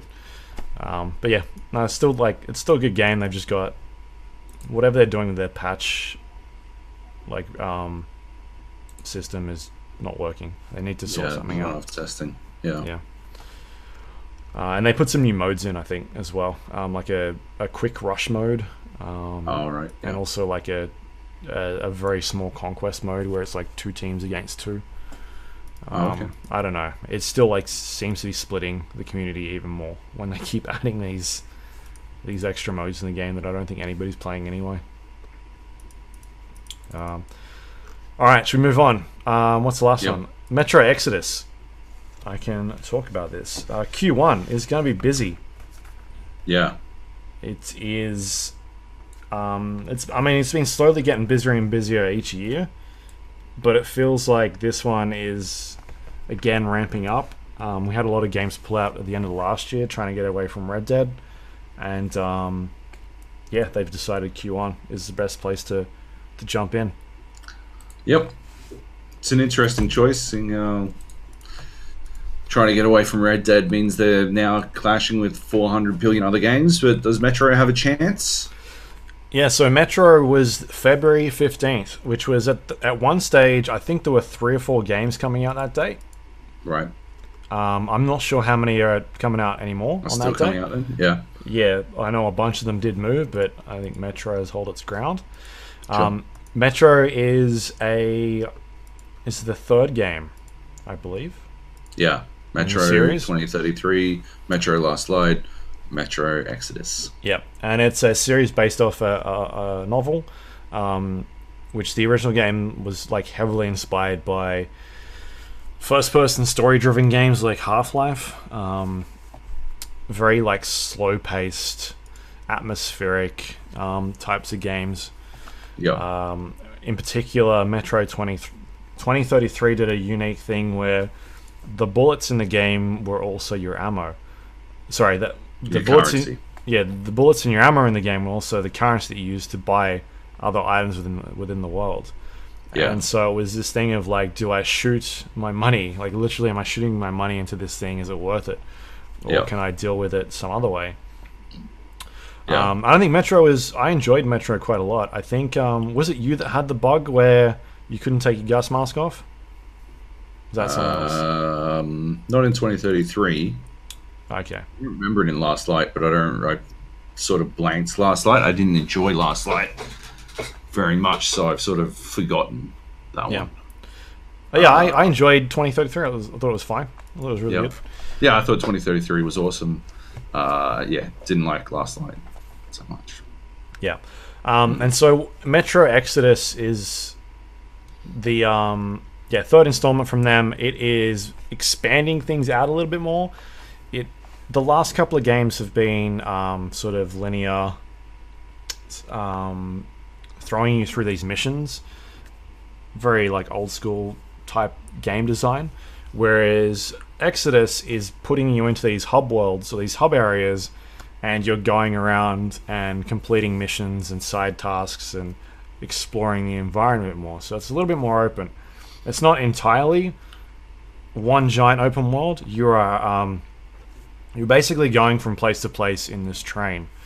And each time you progress the next area, you're sort of given a map and you look around and you can go out and explore everything. So yeah, they're trying to update it a little bit since the last time that one of these games came out.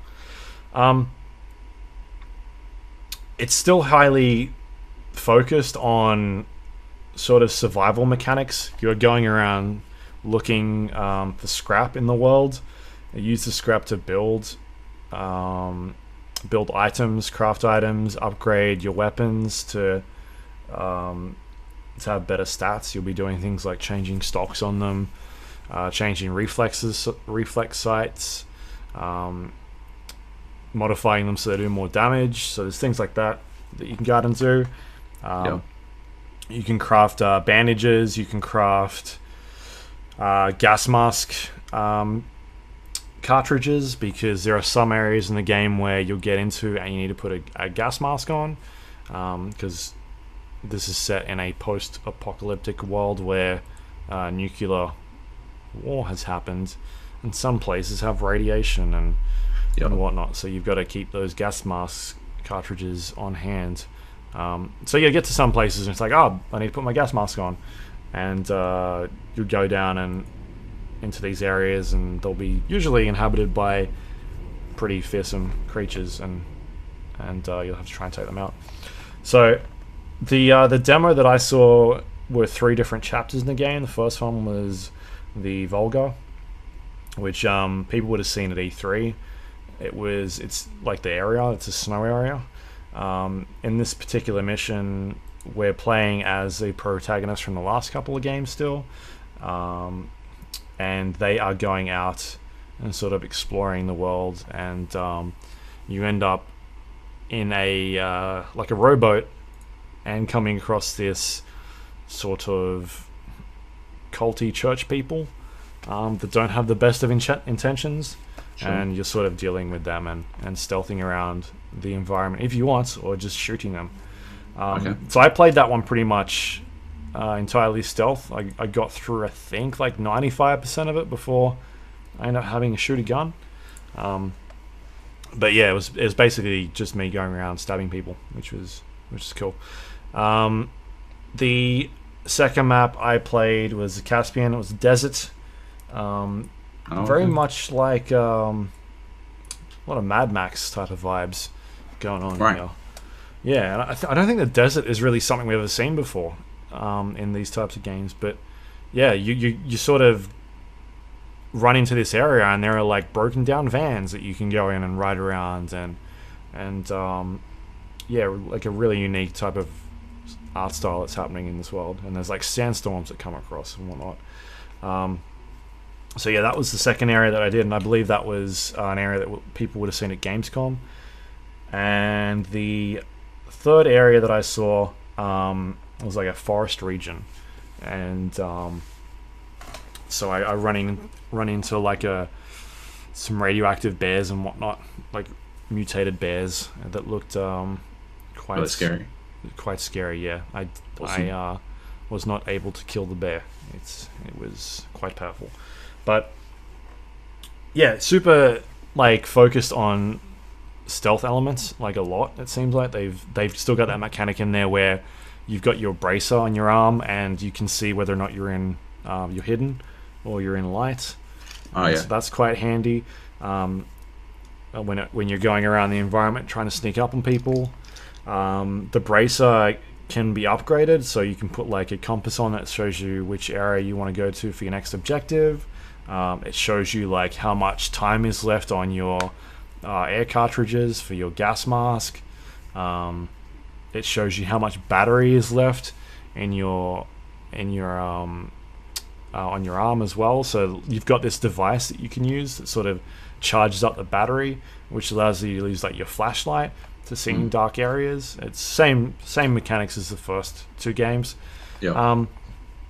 So they're trying to basically, I guess, have these open world areas while still having that traditional storytelling stuff. Like there are main paths that you can go into and that will sort of funnel you down into specific areas, but there's also side content where you can go and explore and scavenge different items and look for new tools that you can kind of use. I didn't really get a chance to go and see any of that side content, mainly because I was trying to focus on the main storyline stuff that I was seeing. I don't want to go too specific into the story stuff because I'll spoil it. Spoilers, yeah. But yeah, it's a very pretty game. I played it on Xbox One X. Looks really good. Seemed to run fine. Didn't have any frame rate issues as far as I was aware. Like no significant frame drops. Yeah, so it looks really, really good. So I'm interested to see kind of what it looks like on PC, especially with ray tracing on new RTX cards. And what else they got? I guess the only thing I'm kind of concerned about is the crafting system, and whether or not this sort of stuff will hold up with sort of managing your ammo and your resources. Yeah. Because I feel like that kind of make or breaks the game. If you get to the point where you're constantly running out of ammo, then is that fun anymore? And there's a fine sort of line or a fine balance between making it feel like a survival game and making it feel like you've just got enough ammo to get around, as opposed to just constantly being like, well, I've got no ammo, I've got to stab everything in the head. Yeah. And the thing about that is also you can craft stuff in the game, but you can't craft ammo from your backpack. You need to go to like a workbench, and the workbenches are spread out throughout the environment, so you only come across them every once in a while. So if you run out of ammo mid-mission, you're in a bit of trouble. So I don't know how that's going to play out. I know a lot of people like that sort of style of game. And I think this is going to be a game that's directly catered towards them, as opposed to people that are like, oh, it's a first-person shooter game. This looked cool at E3. Like, I don't know if they're going to like it, because it's going to be very different to games they've played before. Yeah. I guess some of the other things I saw in there is you can clean and maintain your weapons, very similar to Red Dead, except you're using crafting resources to clean them. It affects weapon stats like accuracy, stability, things like that. So that's something you've got to manage. I don't know if that's affected by specific things in the environment that you'll come across, like Red Dead, whereas if you go in the mud, then that causes issues. I don't know if it's like if you go in the water in this game, then that's bad. But it definitely says like it cleans the muck and the water out of your gun, but how that really affects it, I'm not too sure. I only really had to clean my weapon once, and that's because I just felt like doing it to see what would happen. Right. It wasn't like a thing where I had to do it every couple of minutes. It seemed fine. Okay. But yeah, there's like there's not just enemies, sort of other factions you'll come across. There's like I said, there was a bear that I came across, like a boss fight. There were wolves at one stage that you had to fight. These like giant, sort of like not crabs. No. What? Like mudfish or something like that. Yeah, maybe Mudfish. like lobsters, mudfish. Like these giant, they're huge, like giant like mud crabs that you come across. At one stage you had to fight, but yeah, there's different things around the world that you're like, that's fucking creepy. That they're trying to play with to turn it into a horror game a bit more, because I guess the first two were pretty claustrophobic and trying to make you feel like it was a bit of a horror game. But by having this be a bit more open world, it'd be interesting to sort of see how they can maintain that a bit more. Right. Yeah. So cool. I don't know, man. Like I played 3 hours. I think people that liked those other games are probably gonna enjoy it. Again, like I wasn't a fan of 2. I think it detracted too much from 1. Like I enjoyed the aspect of the currency being ammo and that sort of thing. Economy management, I mean, it seems like a really dull way to put it, but I find it inherently quite interesting. Hmm. You know, you had your good bullets, you could finish a fight real quick, but what was it going to cost you? Yeah, it was good. There was some real interesting decision making, and they robbed. It felt like that was. It's just a really easy way to talk like real quick about the many ways. Like Last Light to me felt. I stopped playing it quite early in, but it felt a very linear, like immediately, and robbing you of the interesting decision making of currency management is a real. It's like shorthand. You know, that's a real good example of one of the many ways they took away decision making from you, in my opinion. Yeah. Anyway. Yeah. Yeah. So yeah, I don't know, man. Like, I think you about this game? I think it's hard to tell. Yeah. Mainly because I don't know what the side content's like. It seems fine. I don't know if it's doing enough new. I don't know if putting this game in a open world or an open hub area is enough to push it over. Like, I've got to see more of it. And then that balance of like, is the survival stuff too crazy? Like, it's not. It's like it's this is a. It's not like this. Not Tarkov. Stalker. It's not like a Stalker game where it's like really hardcore survival game. It's sort of in between that and like a normal shooter. Like, it's still got survival elements in there, but the people that want to play a first-person casual shooter are probably not going to enjoy this as much because it's got those survival elements in there, and it's a slow-paced game. You don't come across a lot of enemies at all, but the ones you do come across, you're going to be using either stealth mechanics to try and save up on your ammo for when you really need them, or you'll just waste all your ammo on sort of stuff that creatures that are really easy to kill.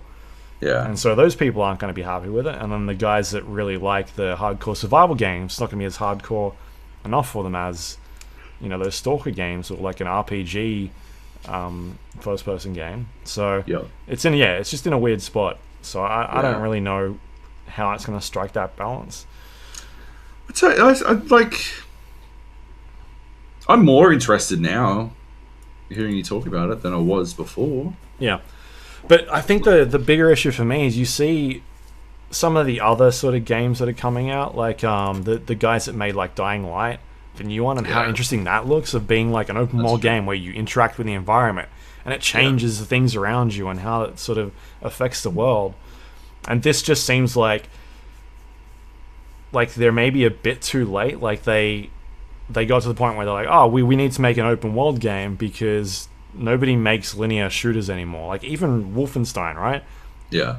It's got a hub area in it. It had hub areas. You'd go to the submarine, and then you'd go out and do missions, and they're a little bit bigger, but yeah, it's not. Nobody does really linear shooters anymore. Yeah. And so it's good that they've moved up and are trying something different, but is that really all they're bringing to the table? Is there more that they can do? It definitely feels like a Stalker. Sorry, not a Stalker. It definitely feels like a Metro game. But what else are they going to bring to it? Because the AI didn't seem that great when I was playing. It seemed really generic, like just guys hiding behind a tree and popping out every once in a while to see if they could shoot me, and like, oh, they can't shoot me, so they would just pop back behind the tree, and they're just doing the same animation over and over again. So if like the combat is not as compelling as what it could be, especially when you don't have the ammo to engage in combat in the first place, then it's kind of like the survival horror stuff is kind of where it's really got to pay off. Because there are games that can do it well. I really liked Resident Evil. That's a perfect example of like doing a first-person survival horror game that you don't really shoot many things in that game, but when you do, you kind of need to. But it's got the horror elements to rely on. It's a fucking scary game, and I didn't find this scary at all when I was playing it. but it's still got that atmospheric like thing going for it. It's just not as atmospheric as Resident Evil, I don't feel like. Yeah. And I for me, I think Resident Evil's sort of the bar, like the benchmark. What they did 2 years ago with that game. I don't think Metro has ever been horror in the same way that Resident Evil was horror. No, not in that way, but they were definitely going for horror elements by having you in dark tunnels all the time and relying on... I think it was horror to amplify the survival. Yeah. Whereas Resident Evil is survival to amplify the horror, you know? Sure. And so, yeah, I don't know if failing to live up to reach the bar that Resident Evil set is necessarily... I think it might be an unfair measure, maybe. Yeah. You know? But they've still got to rely on something, right? Like it's got to aim for something. Yeah. People are invested in the Metro universe, in Artyom's story, so you know, like, yeah, I'm sure they'll find something to get out of it. But like you've been saying, it's the question as to whether or not people who learn about Metro really get much out of it. Yeah, right. Because the last Metro game was like 6 years ago or something. Yeah, it was a while back. Yeah. And for them to continue this story and being like, hey, Artyom's back, and some of the characters you remember from those last games are back, and we're going to keep continuing telling these stories while it's been quite a while since then. Yeah. And games have evolved, like shooters have evolved even since then. Yeah, true. So whether or not they can sort of pull that off, because they're, when Metro was first released, it was super inspired by those types of games, those classic story-driven first-person shooters. But we don't see those types of games anymore. I feel like the last big one we had was probably like BioShock Infinite or something like that. Yeah, probably. Yeah. Yeah. Right. Anyway, I'm definitely keen to see more. I think it's a pretty game. You look at comparisons from this to Fallout 76, and just the way that like they're both going for like, hey, shit got really crazy. Yeah. Nuclear wars happened, and the way both of these games sort of present that, like I think Metro does a way better job. I think it looks really good, and I'm keen to see how it looks on PC on like max settings, or kind of people with really beefy PCs. Oh yeah, do like ridiculous things with it, 4K stuff. But yeah, nice. I'm still keen to see that. So yeah, that's out quite soon. 1 month from now. Yeah, damn. A month from now. Yeah. So cool. We'll be hearing from it quite soon. Sweet. All right. Let's do some news. Yeah, it's a little bit quiet still, but we've pulled out some stuff that sort of tickled our ears over the last week. Yep. What do we got here? You can talk about this one. You found this one today. Open world Star Wars game cancelled by EA. This happened today, and I don't know if it's confirmed. Is it confirmed? When I read it was rumored. It was rumored by Kotaku, verified it by three sources. Fucking 17 hours have passed since we started this podcast, so it's probably done. It's been updated. Let's have a squiz. Since the publication of this article, let's not read this out all the way. Projects codenamed Orca, very early in development. Publisher didn't lay anyone off as part of this transition, but it does seem like, it's definitely cancelled in favour of a smaller scale Star Wars project that's now aimed for much sooner in 2020. So this is it's not cancelled. It would appear it's not cancelled. It is simply being reworked, which is the second time it's been reworked, because this was the game that was being made by Visceral that was attached to that famous quote that people didn't want to play single player games anymore. Yep. And they transitioned it into a more open world game. They were transitioning to a more open world type game. So it would appear that Orca is now transitioning back into something smaller scale, maybe a single player game. Yeah, I don't know. It's all a bit of a clusterfuck. Everyone's going in on EA as they probably should because they've been messing with this fucking like they've had this fucking Star Wars license for 6 years now, and we have very little to see from it. And people want Star Wars games. I mean, why the fuck wouldn't you? It's fucking sci-fi space magic. Of course, everyone wants fucking Star Wars games. Just fucking give us some goddamn Star Wars games. Fuck. The Titanfall dev Respawn's game still seems like it's on track. I'm excited for it. I mean, it seems like EA doesn't have a big DICE title, Frostbite title shooter coming out this year. So it might actually get the heft of EA behind it, which is cool. Yeah, I don't know. Hopefully we get a good Star Wars game. I have full faith that Respawn can put something out that's amazing. The only reason Titanfall fell over is because it was squished in between two giant games. It was sent out to die. So, yeah, EA game. Yeah, and Call of Duty. Like now, it's just going to get to compete on its own merits. I'm excited. I'm pumped for it. Fingers crossed, it can be awesome. I'm sure it will be.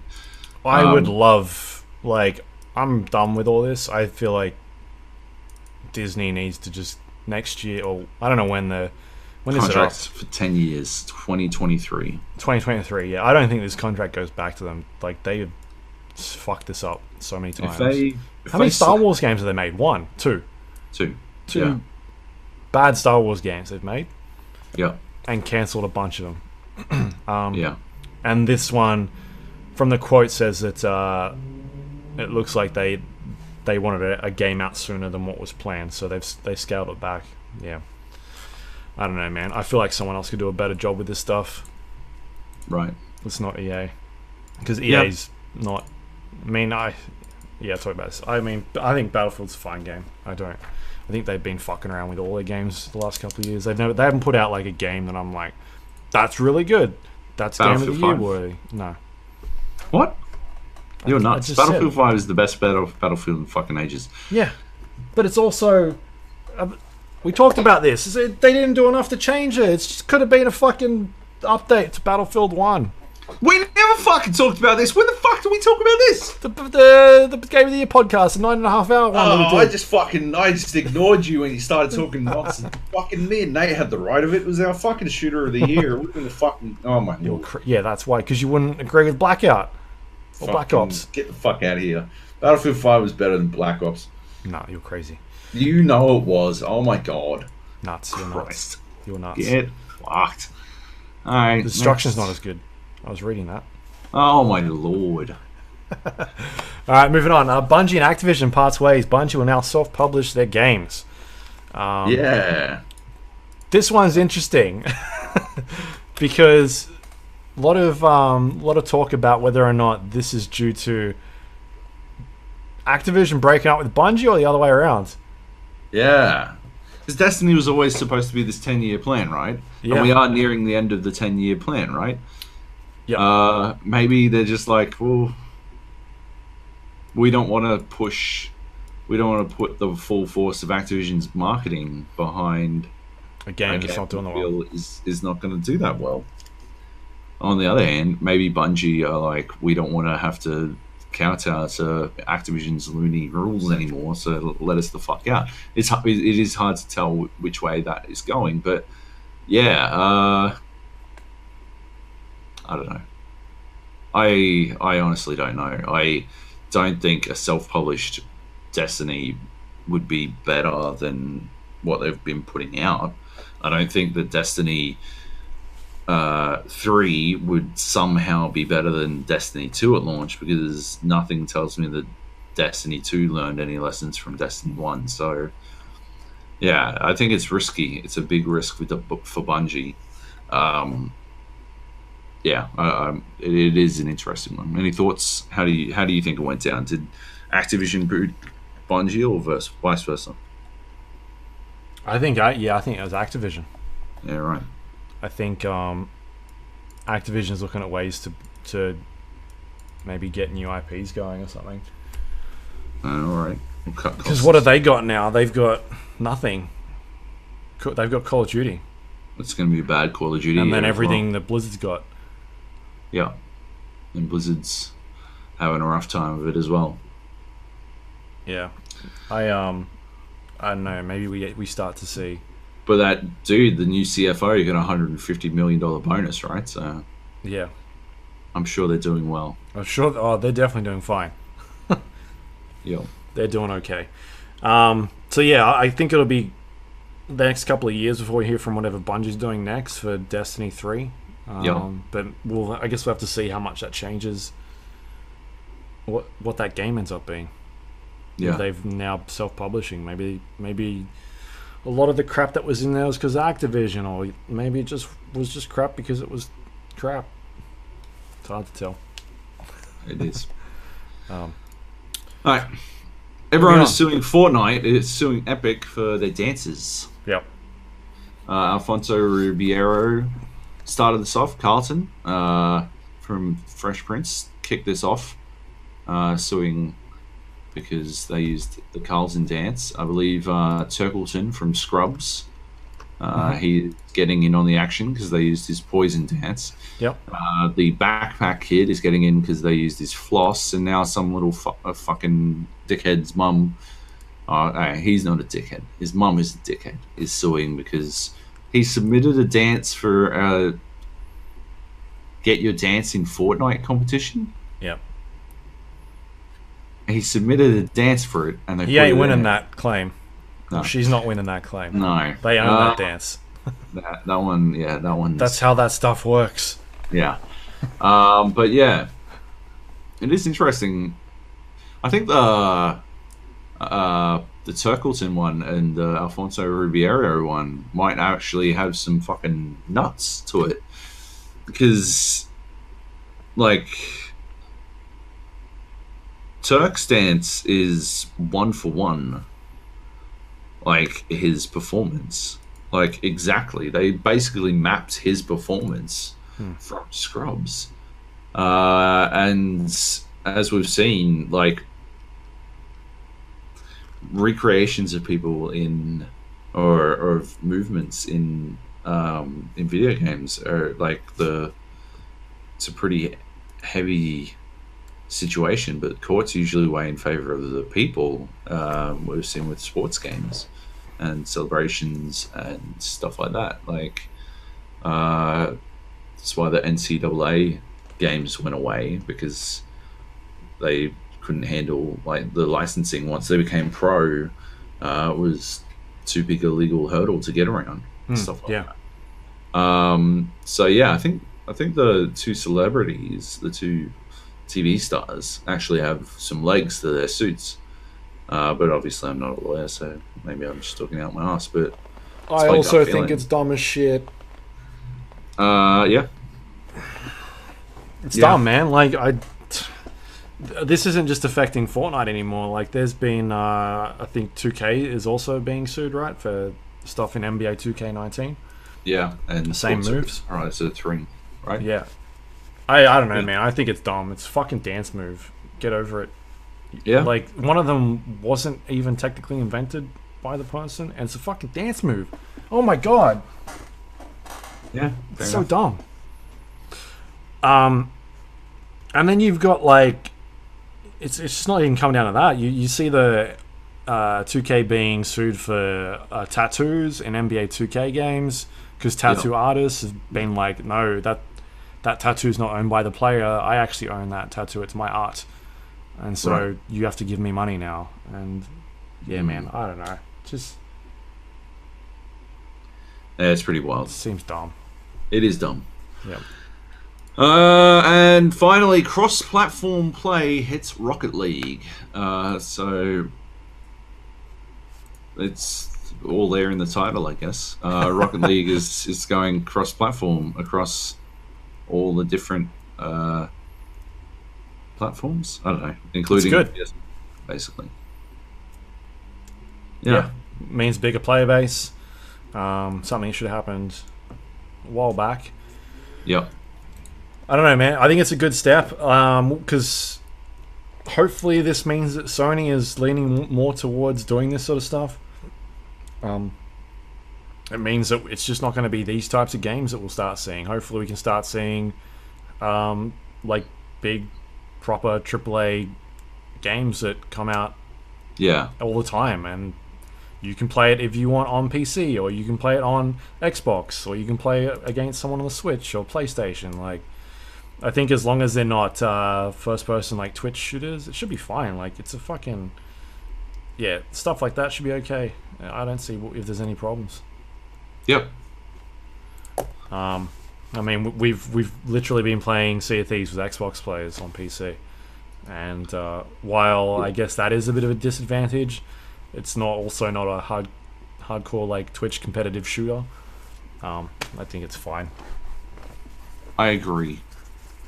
Yeah. I think it can only be a good thing. And the sooner we get to it just being ubiquitous, the better. Yeah. Cool. Yeah. And that's the news. That is the news. That's the podcast. That is the podcast. Right there. 451. First one of the year. Everyone's doing those memes, those "where were you 10 years ago" memes. Yeah, I refuse. I think we started 10 years ago. Yeah. Or about 10 doing years this ago. podcast. Yeah. Doing this actual episodes podcast. 20 hours, god damn it. Yeah. Alright. Here's to another 50. We'll see. If we get to 50, would we be 500? Yeah. 50. When would that be? End of the year. Would it be the Game of the Year show? It might be. Could be. Yeah. Are we going to do the drunkest shit of all time? No. I feel like we have to ban alcohol after that last one. Ban alcohol? We were getting messages being like, you guys are like 4 hours in and you're toasted. And I'm like, not that. Nah. I went and had a look. Yeah, we were pretty drunk. Also, we need a better camera angle for next time because it was mostly our crotches. Yeah, nothing wrong with that. Maybe that's why it's doing as well as it is. Ah, that's what it is. Are we Twitch Thoughts now? Is that what we are? What? Twitch Thoughts. I don't know what that is. It's what depressing people call women who stream on Twitch. Oh, okay. Yeah, because they're showing off their goods. Right. That was air quotes, by the way. But that's what we were doing. This was the joke. Jokes are always funnier when you have to explain them, but I feel I need to explain this one so that I don't seem like some sort of audio perv. Yeah. Yeah. But we were presenting our crotches during the YouTube video of the Game of the Year show, and so I'm saying, never mind. Here's another 50. Let's crack out 500. Smash this shit. Easy. Thanks for listening. Do the things you do, Luke. Do the things I do. Those things. Thank you to all our patrons, by the way. All right, you're just cutting me off now. Yeah, I did. I did that one on purpose. I did it on purpose. iTunes, Android, Windows devices, all those wonderful places. You can find us on their podcasting apps. Yep. Under the Gap, the GA podcast, one of those two. If you rate and review us, helps other people find the show and listen to it. So thanks to everyone that does that. You can also find us on Spotify. If you want to go to thejapodcast.com/Spotify, you can do that, like people have already started doing. And we're also on YouTube as well. If you want to watch the video version of this audio podcast, you can go to thejapodcast.com/YouTube, and that'll take you to the link. Yep. Nothing exciting on that video version today. No. Except our faces. That is true. Yeah. We've been fucking with it again, the system. So no, it's been fucking with us again. That is true. It's the other way around. That's very true. Yeah, we left it for 3 weeks and it broke, and we come back and we're like, it no work. So. Yep. All right. You can find us on social media as well. Facebook.com/GA podcast, Twitter.com/GA podcast. Or you can go to our website, which is thejapodcast.com, and find episodes to all our past shows there as well, including all the links to things we just talked about. And as Joab said, that's all thanks to our Patreon members. If you want to help support the show, you can go to patreon.com/GApodcast. And we appreciate everyone that does that every month. Helps us pay the bills. I think that's it. You're the best. Anything you want to pimp out this week, Joab? Any work? I've got an interview with Jeeves, who's the general manager of... I've forgotten his team name. Excellence. They're the new team in the OPL. Fucking hell, I did this interview just a little while ago. Christ. Now I have to fucking look it up because it's driving me bananas. It starts with a G. I know that much. It's like Guggenheim. It's not Guggenheim. Google. Gravitas. They're the new team in the OPL. So I had a chat with him. They've got a new format for the OPL this year. Go check that out. I was on the 7 out of 10 cast, which is podcasts by two industry legends, David Wildgoose and Daniel Wilkes, both of who have been on this podcast before. Basically, we're talking about the games we're excited to see in 2019. And long story short, Void Bastards is probably my most anticipated game in 2019. But yeah, you can listen to that if you want to hear me making jokes and other people not being receptive to my jokes. And yeah, that's about it. What about you? What do you got? You can go to Stevivor.com and check out my Metro Exodus preview, which should be up by the time you hear this. And think that's about it. Yeah. Oh, we had our Stevivor Game of the Year stuff go up right over the break, but yeah. What was the Game of the Year? No, it actually was. What was it? I thought it was going to be God of War. It was God of War. Right. I think I said this that a lot of sites just never got around to finishing Red Dead because it's just so big. Yeah. So when you end up with publications that are picking like group publication Game of the Year stuff, then that's usually the case. But anyway, that's okay. They can be wrong. And next week, I think we'll have some more previews to talk about. Hopefully, I've got a couple more lined up. You've got some lined up as well.